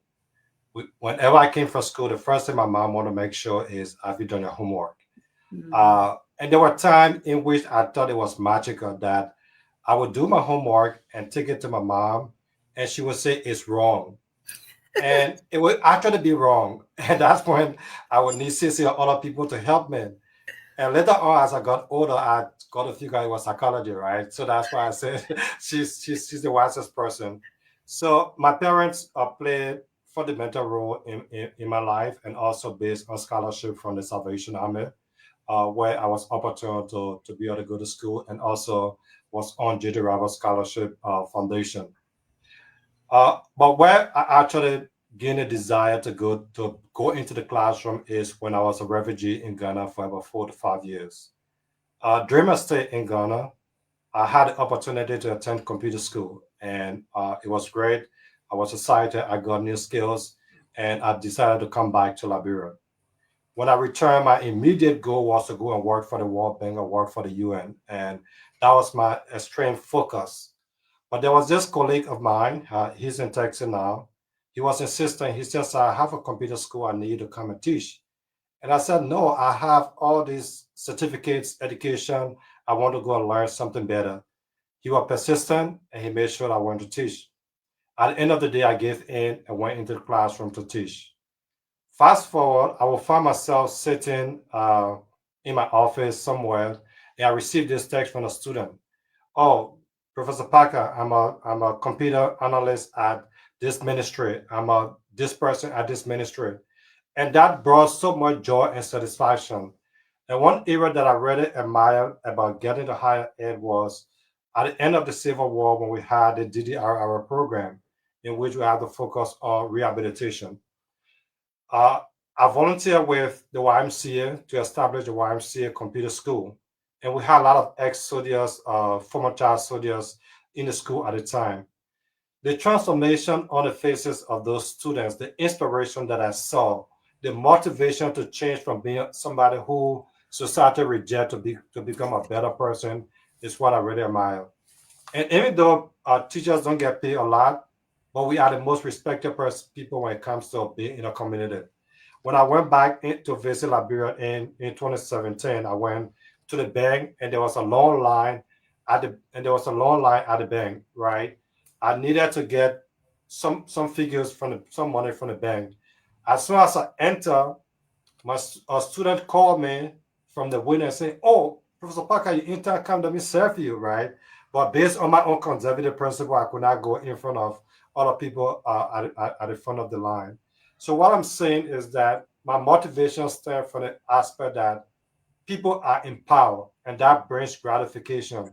And I always say to myself, the education that my mom and my dad did not have, if I can create 10 more persons like my mom and my dad, so that they will not live the challenges they experience, I will serve as an ambassador to transform, to inspire, to motivate, to make sure that people have an opportunity.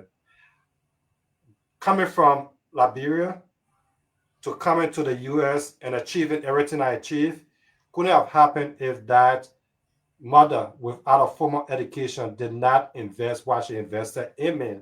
So she served as my inspiration to be able to transform and to be able to inspire others to move forward to achieve. Wow. Toby? Always on mute. I want to take, y'all got about 100% attention now, don't work. But I want to take it back home though. Thank you, Dr. Parker. That was so touching. Oh God, that's a homely story. Like most mothers, always selling or always giving us something or doing LPA or something. We all got that story. So thank you for just reminding me of that humble journey. So I'm thinking about education in Liberia. Every day the school fee going up. We speak Liberian English. The school fee going up, but the quality of the education ain't going up. Tell me about it. So, because we got to deal with it, our phone ain't get rest. Oh, the school. In fact, someone wants to send a children to a private school now because the public school have gone from bad to worse.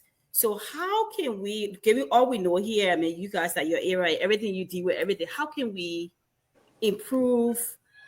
You make education affordable, but us sacrificing quality. Give us some tips, some nuggets. CC, start with you because you about to leave us hanging.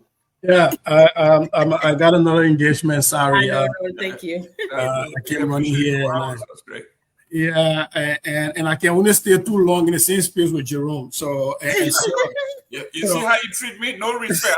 I'm the Rodney Dangerfield of this place. No respect. The border, they're calling me. I gotta go back. So to the border now. Look at home.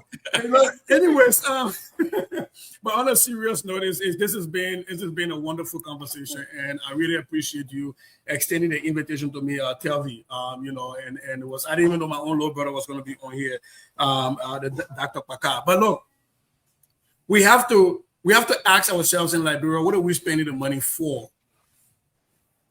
What are the fees for? Because a lot of these things have fees. Are we increasing the tuition to increase teacher salary or increase the outlook of the facility or buy new curriculum materials? If it is for that, then yes, let's keep increasing the fees for that. But if it is just for us to be profitable, then that's just obnoxious, right? We can't do that. That for me bothers me a lot more because I come from a very poor background, and I know what it means to kind of look for tuition around. I still owe Dr. Kwaka man some Kobo money. We can't pay. So I gotta go $2 to get his sister. To be frank, I still owe it. I met her the last time. What $2 charity? Oh, his son. I actually cried because when we were in high school in 12th grade, I used to walk from 20th Street to go to RC Lawson to go to school and walk back. And when you come home, you don't have food. I don't, my Kobo, you go inside and you eat small. He says, you come in present, you put my money, you pay me next week, I will pay next week. But if the tuition went up at RC Lawson, I knew I couldn't afford it. I couldn't. And I had to go be looking somewhere, washing, the business of them clothes around here when the men ain't kind of get all smart into out tuition. So I know what that means. And so I think the government has to take some stance, whether it's government or private, there has to be a salary, there has to be caps, right? And if you're going to increase tuition, let it be because you're trying to increase educational outcomes. Dr. Packer spoke about this when he talked about measurable outcomes. We have failed to do that in Liberia. Tell me why. What is my return on investment for you charging extra $200 this school year? What's the return on investment? What are you putting that into? What am I getting out of it? Right? And one of the saddest things, before, and I'll close on this, one of the saddest things that happened in Liberia is we have normalized failure. We are okay with failure. Yep. We have schools that we call college graduate. We know they're failing. We allow them to remain open. We are sending children to those college graduate, and we keep them open. And so we are saying as a people, government and everybody as a people, that we are working with some people that have been failures in life because we put them there. We are okay with creating generational poverty because education usually is the way out of poverty. And if I'm sending people to schools that I know in my mind, and I say it's a college graduate, and children are going there, that means morally, that is just reprehensible. And so I think this is time that it's not just the government, it's us. We all have to start speaking about that when we have these schools that are subpar and charging way too much money. And there's no return on investment. My mom got to go up a little green, and yet instead, I still got the same teacher that was Sissy Goya back in the day, just graduated from high school because he can talk plenty and small math. We're going to teach 9th grade math. That is not right at all.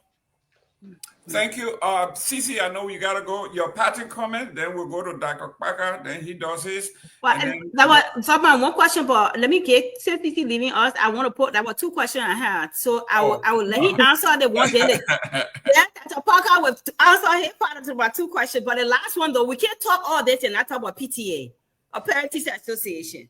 No, seriously. So when we were growing up in Liberia, it was a big deal. When I was on a mission, when it was time for that, my auntie had to show up, my mom had to show up for that.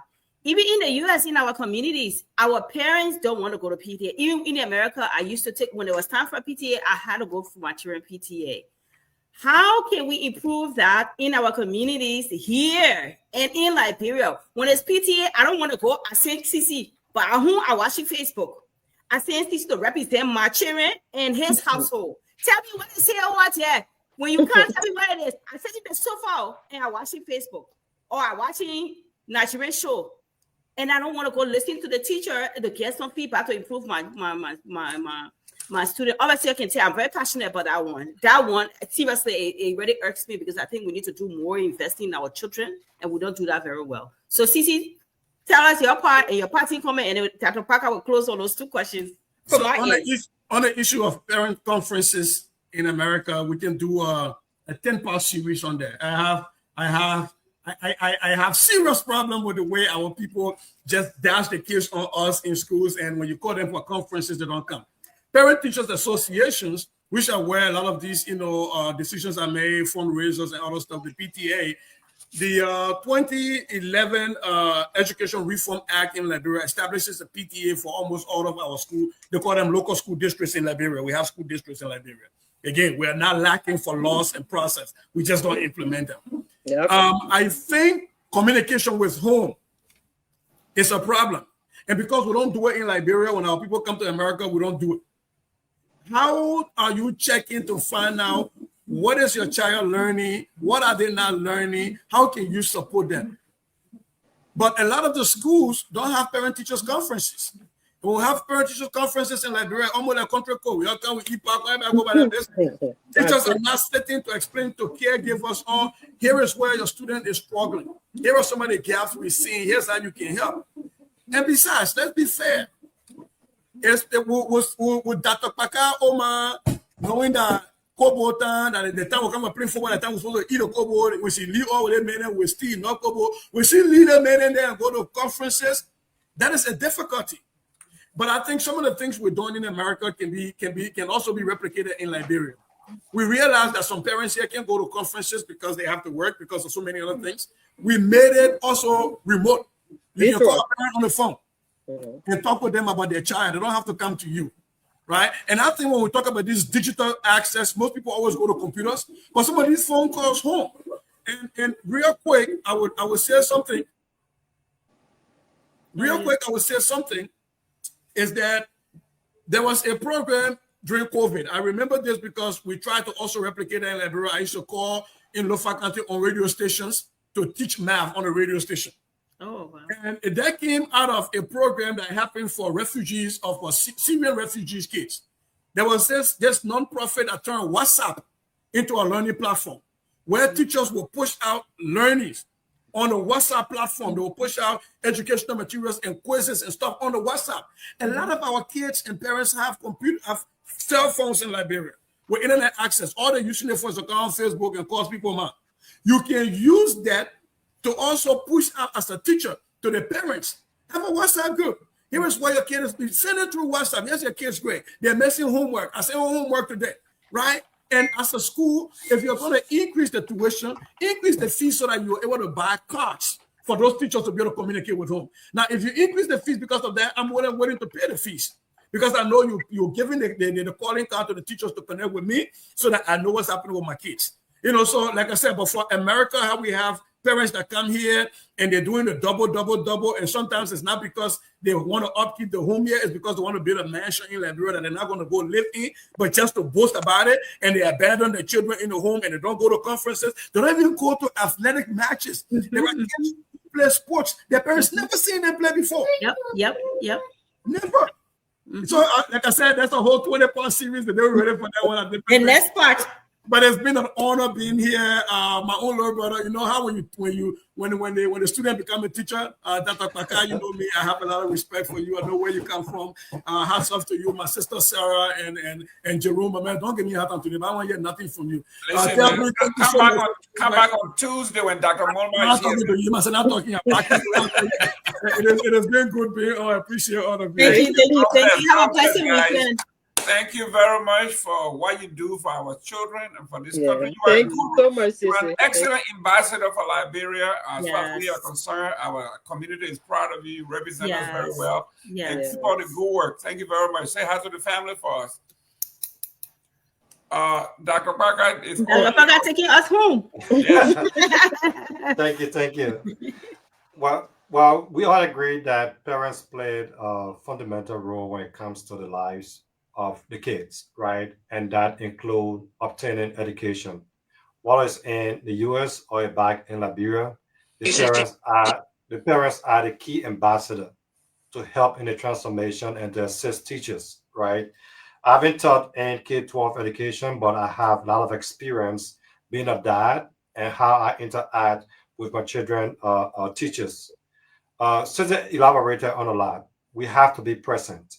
That is very important, because our kids look up to us as role models. They look up to us as the primary advisors to be able to transform them. If a kid is not performing in school, the first person they're going to call is the parent. If the parent is disconnected from the child's learning, that creates an issue, right? So as parents, we need to be very intentional. And one thing that my kids teacher and myself usually laugh at, when my kids go to school, I always ask them, do you have homework? And most often they'll say, oh, we did our work at school. And I will say, no. When I was learning, I always have homework to do. Right. And I would challenge the teachers. If they do not have homework material, I'll tell me what to buy. And they will come home to be able to do what they can to improve their performance in the classroom. And also when the parents are involved, it also motivates the teacher, right? Teachers are motivated when they see the parents are present. So that serves as a key motivation as well to be able to bring transformation in the life of the kids. It is us that truly understand the challenges of our children. Without us communicating with the teachers, our kids will be lost. So the importance of the parents in the kid's life is to serve as motivation to contribute to the transformation, But there are few challenges when it comes to a lot of us immigrants, and we have to accept it. There are a lot of parents who come from Liberia that don't have solid education. So working along in the educational system to help their kids can sometimes be intimidating, right?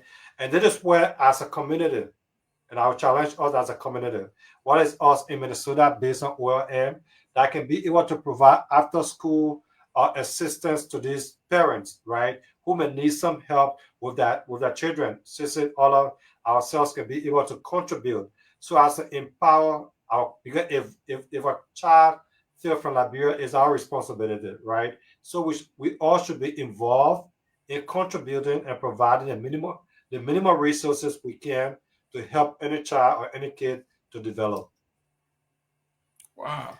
Awesome. Thank you very much, Doc. Listen, if you can come back here on Tuesday when Dr. Moniba is here to help us out, actually delve into education, what his education plans are, how he intends to fund them.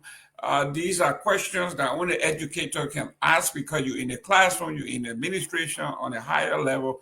So let us make sure that we make a date on Tuesday about 5 o'clock Eastern time, 4 o'clock Central time, so we can interact with Dr. Clarence Moniba. He has some great ideas, and he needs to be supported. He needs to hear from us, from your experiences. What would you like to see in his education platform? And any other politician that come on here, we will let you guys to come on to make sure that you flush out these things. Let them hear from you what is it. It's not only politicians coming here and questioning what is the GPA or GPG and all that other stuff. The people want to know what their children are learning. You come out here with all the terminology that the people down there can't understand. I know when I was in school, they said that the best form of education and communication is that the person with whom you are communicating understands you. Understands, Yes, right? that's Right. important. If you're not doing that, you're not getting your message across. Like Yeah. my father and my mother couldn't speak a word of English. So in the interior in Baza, we are listening to the Baza radio. Their program come out at 7 o'clock, 6 o'clock to 7. Yeah. And then in the middle of that, you will hear the Liberian national anthem. They preempt that. And then President Tolbo will come on and speak. He speaks all when he finished that. Oh my God, what is stupid man talking all day?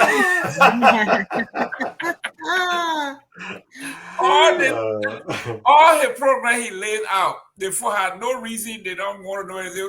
Why he interrupted our Basel station talking thing, and because you are not getting your communication across. You think they will say, let us have some people to interpret the speeches in different dialects and this I know. So this is what I'm talking about for Dr. Moniba and the politicians when they come on here. It would be great that educators are here to talk and not just politicians and critics to come here and flush out the details. So we want to thank you for taking your time to come out here. 2 hours, we were 2 hour plus. We thank you, Telvi. Thank you very much, and your guests. Thank you, Telvi. Thank you. No, thank you to our doctors, our educators, like I like to refer to them. Yes. Thank you. We asked them for 2. They gave us 3 hours, 11 minutes. So thank you. I know you would have been resting the brain, the hard subjects that you guys learned. You would have been resting your head, but enjoy the rest of your weekend and do something fun. Thank you. Absolutely. Thanks, everyone. All right. Thank you so much. Bye-bye. Excellent. Tell you, I think we had a great time with these guys.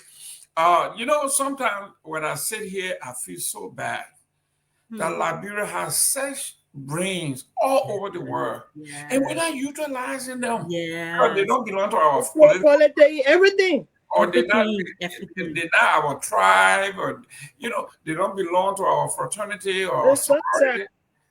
And you got look at Cece Goya. Look at Timber. I mean, we have such a rich and a deep wealth of knowledge. Our pool is so rich, and we don't utilize it. We just don't. Did you hear me, Mr. Gemmon? Yes, man. Go ahead. I know. I said I hear Uncle Impact. They can make use of him. Well, this is what we are talking about. They're talking about tribe or whatever. Yeah. Sometimes it is like you say. When you get even, like we say, when you put all Bassa people together, they will find a way to discriminate against you. Exactly. Some kind of way, somehow. Yeah, like they will say, are you from the interior Bassa or you from the seaside Bassa? You go to Cape Town, they say you Bush Gribble or you seaside. I mean, they will find a way to. They may always talking about the border Afoya, so I think. Right. So that's what it is. But we have to find a way that the people will be very objective. Yeah. We need this person, and talented is the person, even though I have problem, but God's willing, she knows she's the one that will deliver the best. It's all about deliverables and outcome. Yeah. Look, I know that people, I got some Jewish friends, and I hang around them all the time. The guys will say, we all get together here. We don't like each other. So, but we have a goal. Come You don't have to visit my house. Right. I don't have to visit the house, but we got a job to do. Right. Their law firm have to win cases. Yeah. And then when we win the cases, we all get wealthy. Get the money. Yep. Take it to your house. We don't care. But once we are here, everything about this stays out the door. Right. Yep. They win together. You're going to make this work. Because when you succeed, I succeed, whatever you do with your money is yours. Yes. But make this thing work. But over there, I can't work with it. I don't let Sarah. I can't work with Sarah. Even though Sarah brings so much to the table. So much. Yeah. So it's sad. It's really sad. We have to find, and here we got to do it in here. In these diaspora, I keep talking about, look at Ted Turvey asked the question I should keep asking. Do you guys have a directory of professional educators that if I pick up the phone and I wanted to just look for curriculum developer, I want to look for principals, assistant principals. Do we have a directory? All the education they have, they don't even have that. But Mr. Gamen, as they were saying, I'm glad we're showcasing our professionals, experts. But I said the thing, I was like, using technology, if and they had a registry or whatever you want to call it. Do you see how much impact they would have been making in Liberia if they have the right technology and tools? These guys will be right here teaching and helping in Liberia, helping the school system. And that's what free. It's very giving them quality education, helping them rewrite the curriculum, tutoring. I mean, name it all.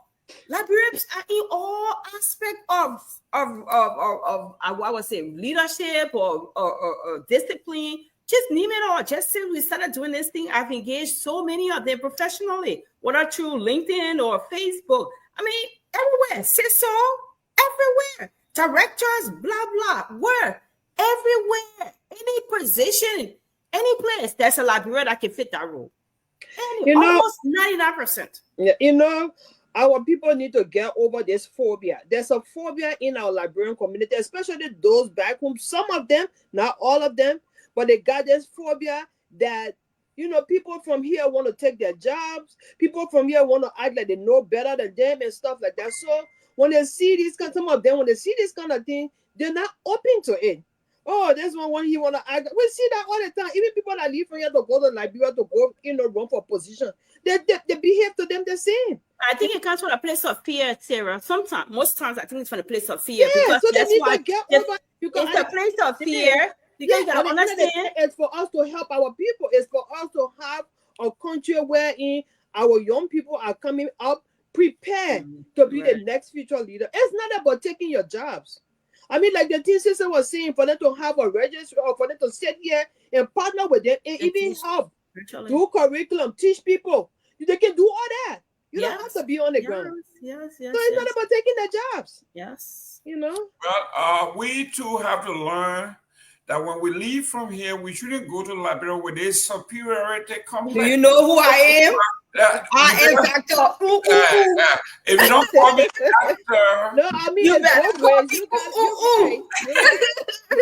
we have to, but I will work with CC on this because there should be a system where a school in Liberia is looking to hire a principal. And if you could just come to the Education Foundation and press principal, 10 or 20 elementary school, middle school, high school. We don't have to just hire anybody but we want somebody in that category. If we're looking for math experts, we should just press math and we should get all the math people and then we can choose.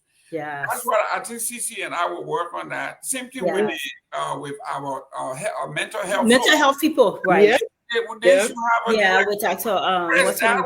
Dr. Massacre. Yeah. You're supposed to have it for you mean Liberia, right? Yes, that's the end goal. But first of all, we gotta group them in one place. Oh, here, okay. Yes, okay. To know, to know, the 8 different specialties, the how to contact them, and all of that. That can really help. I mean, that you feel good going with your own person. Sometimes.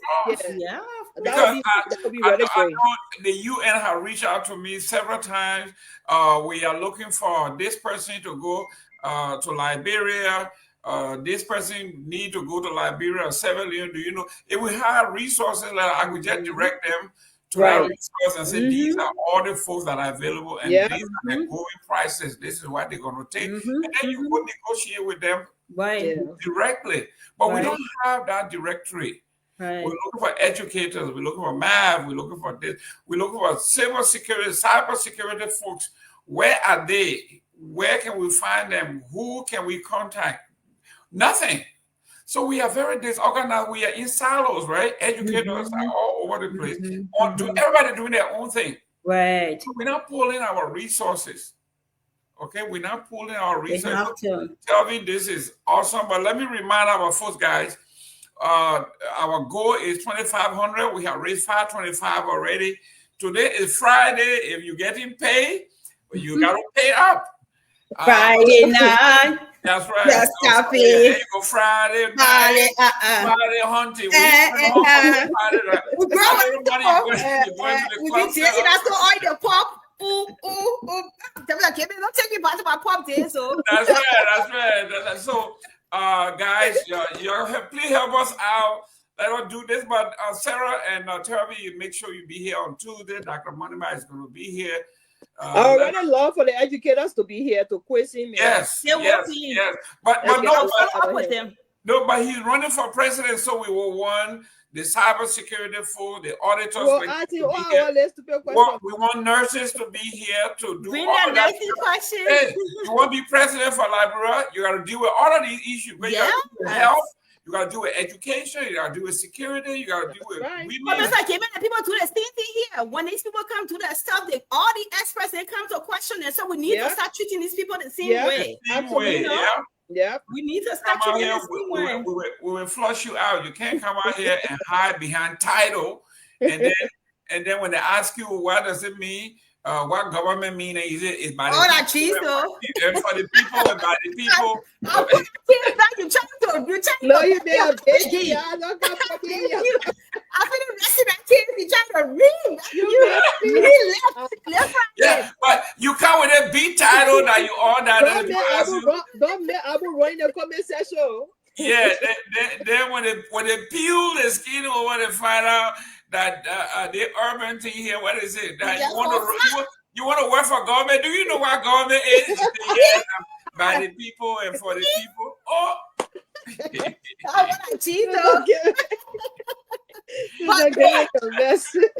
But we gotta laugh about some of these things because when they push you to the wall, then you gotta go give 2 apologies. Yeah, but on a serious note, Mr. Keba, and look, I can't become my words, Sarah. But on a serious note, it caught into question now. We will say we educated from here and we go to Liberia and people say, you better make sure you know your stuff. I will be on a microscope now. Yeah, they not come by again with a BB. They know nothing. So you are a nurse. You do all of these things when the people call you and say, look, I took some people home that were 2010.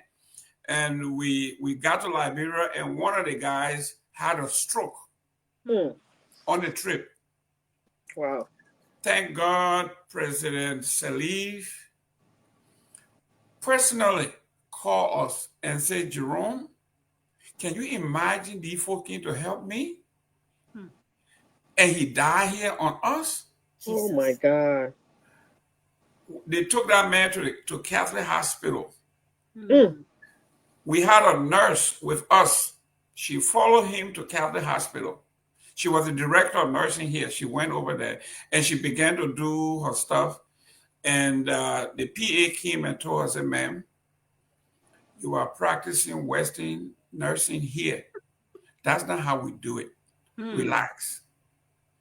And when those guys got through with this guy, the man came back. He says he got paralysis in the face. He had a stroke. This is what I'm going to do. He turned around and came. He says, this is the injection I'm going to give him. This is wherever blood clot he has in his system, it will break it up. And trust me, in 48 hours, he will improve. He says, we don't have all of the x-ray machines and MRI and all. That was 2010. Things were rough. There were no AC in that place. They had a fan. They got two nurses would come. The nurses aid, they were fanning that man all night. I was going to ask whether you were there when I kind of tie your bow tie. What you wearing there? So if you I carried somebody passing up and died. A bow tie. You talking about it? the way you lay your bow tie business. I thought you were sitting there in the heat. 72 hours that man came out of that. Wow. They flew him to Germany because he was a military man. The man got here. He said, Jerome, said, those people saved my life. He said, those two girls, the nurse's assistant, said, I will put them through nursing school free of charge. Amen. Senator Martin Patton paid it. They went and graduated and went to Cottington and got a graduate degree in nursing. Wow. This is what we are talking about. So our people are good. They just need They are. They need the support. Yeah. The resources. Can you imagine these people have no MRI? They have nothing. They just look at the man and say, we're going to make sure he gets out of this. The third day, this bouquet of flower came from Madam Salib. They delivered it with a beautiful car. And you know, emergency can happen at any time. Yes. That body we have, Right. anything can happen at any time. Right. That's something you're not even expecting. When they were taking the man to Germany, they said, anything you want to say, he says, if I would take my two last steps, I have to meet the president. Yeah. We took him to the foreign ministry where the president was. We went upstairs to her office and she just hugged him. It was the best thing that ever happened to that man. Wow. When we came, when he pulled through, his first lecture at the university, it was on the hospitality of the Liberian people. Great story. Yes. Great story. So I'm saying this, our people need our support. Right. They are good at what they do. And I like what the guy said, madam, we understand your title and your position, but your Western nursing is not what we do. We don't have all the technology you have, but we do everything manually. Watch. When we came, that lady testified, she says, those people are amazing. They do a lot with nothing. Pull that out. My Oma was giving me a story about her daughter, her son had a baby here. And the baby was, have trach problem, and when the girl gave birth. So lucky enough for her that time, her mother just came from Liberia. But when the Oma was coming, she brought in with all her koto, her pepper, all that small, they had to cook pepper, all that stuff for her. So she said this day they went to the hospital. Then there was this Indian nurse sitting there and telling the other nurses, watch, that baby gonna be okay. She's not gonna have that surgery. She was telling the other nurses. So the other nurses told them what? When they left from that hospital, they went home. The Oma said that her mom peppered that baby. Yeah. After she finished peppering the baby, all the nyama came osa. Yeah. All the mucus. Yes. Then she started feeding her, taking care of her. When they went back, they canceled the surgery. And then the Indian guys Amen. came back to them and say, hey, I told you that Amen. that baby was not going to have that surgery. Hmm. So our people know what to That's do. what the old-fashioned way. Yes. Yep. Yeah. That's how it works. Mm-hmm. Wow. Yeah, but Well, I don't want to forget, Mr. Kimmy, before we draw down the curtains, next Friday we're bringing in our engineers. Yes. To talk about the roads, the procurement of the roads, the contract, the quality of the roads, the blah blah, everything, all team road bridges. Some really strong experts who live in this every day doing it. I know. So excited about that. Who's going to be the guest? You know? Yes, I do know. But let's not take the cat on the bed. It's a teaser. Okay, it's a teaser. If you are Liberian if you have a recommendation, they send it to tell Mr. Gabriel. You got my number, send it to me. We can reach out and see if that person want to be on. If you have a recommendation. But yes, we have a lineup already. Okay. Please, if you are Liberian, you are a civil engineer, electrical engineer, whatever engineer you are, architecture engineer, whatever it is, send it to us and we'll love to profile you. Our country is endowed. We are blessed. I think we need to have association of all of these things. So the kind of technical class we're talking about, when we have these people involved in our country, then we know we're going somewhere. Yes. You know, right. Yeah, we know we're going somewhere. We're going to do that, Sarah. I want to thank you very much for coming. This is Friday. You got to. Yeah, I was preparing my paper soup, because I have my session tomorrow. I wish I was preparing my little small to put in my soup. But when I heard you guys talking, I said, let me come up because this is really dear to my heart. Education for our kids. I don't know, Mr. Gimme, what you heard that little girl when she was having that? Oh, yeah. There are about 5 different ones when they're giving their graduation speech. I am telling you. You can just pull up anyone and then see that it really is important. It really is important. Look, the place is infested. My niece said she wanted to drive. So I told her, I said, you know what? Nobody going to teach you how to drive. Go to Monroe, find a driving school. They found a driving school. I think they charged me $280. I paid. I think she spent 8 weeks there. Finally, to go get her license. I got a letter from the school talking about they need an extra $125 for graduation ceremony for driving school. Yeah, so my friend, let people can just send a poor price on you. Especially when they say in America, Uber, forget it. I said, but this is worse than the high school. Driving school to get her license, and they say if you don't want to attend the graduation, it's $85 just to pick up your license. Are you serious? After I have paid everything, and you're gonna tell me the graduation fee? Yep. That's terrible. No regulation. There is no regulation. They do anything they want to do. The girl have graduated. She wants her license. Now they say she can't get her license until she pay graduation fee. That is crazy. They make all the money for nothing. You end up, you check it her. What did they even teach her? My other nephew said, you know what? I'm going to learn on my own. Give me the money. You right. see why the people how many folks get almost $400 in Liberia to give someone for driving? Your nephew was right though, Mr. Gamer, because now they have all these same boxes or simulation that you can learn how to drive or do anything virtually. Everything. So you are right, you know. Okay, guys. Thank you very much. Let's do this on Monday. Thank you. Tuesday, Dr. Moneyma is going to be here. And guys, please chip in. Keep chipping in. Send your money. You just got paid today.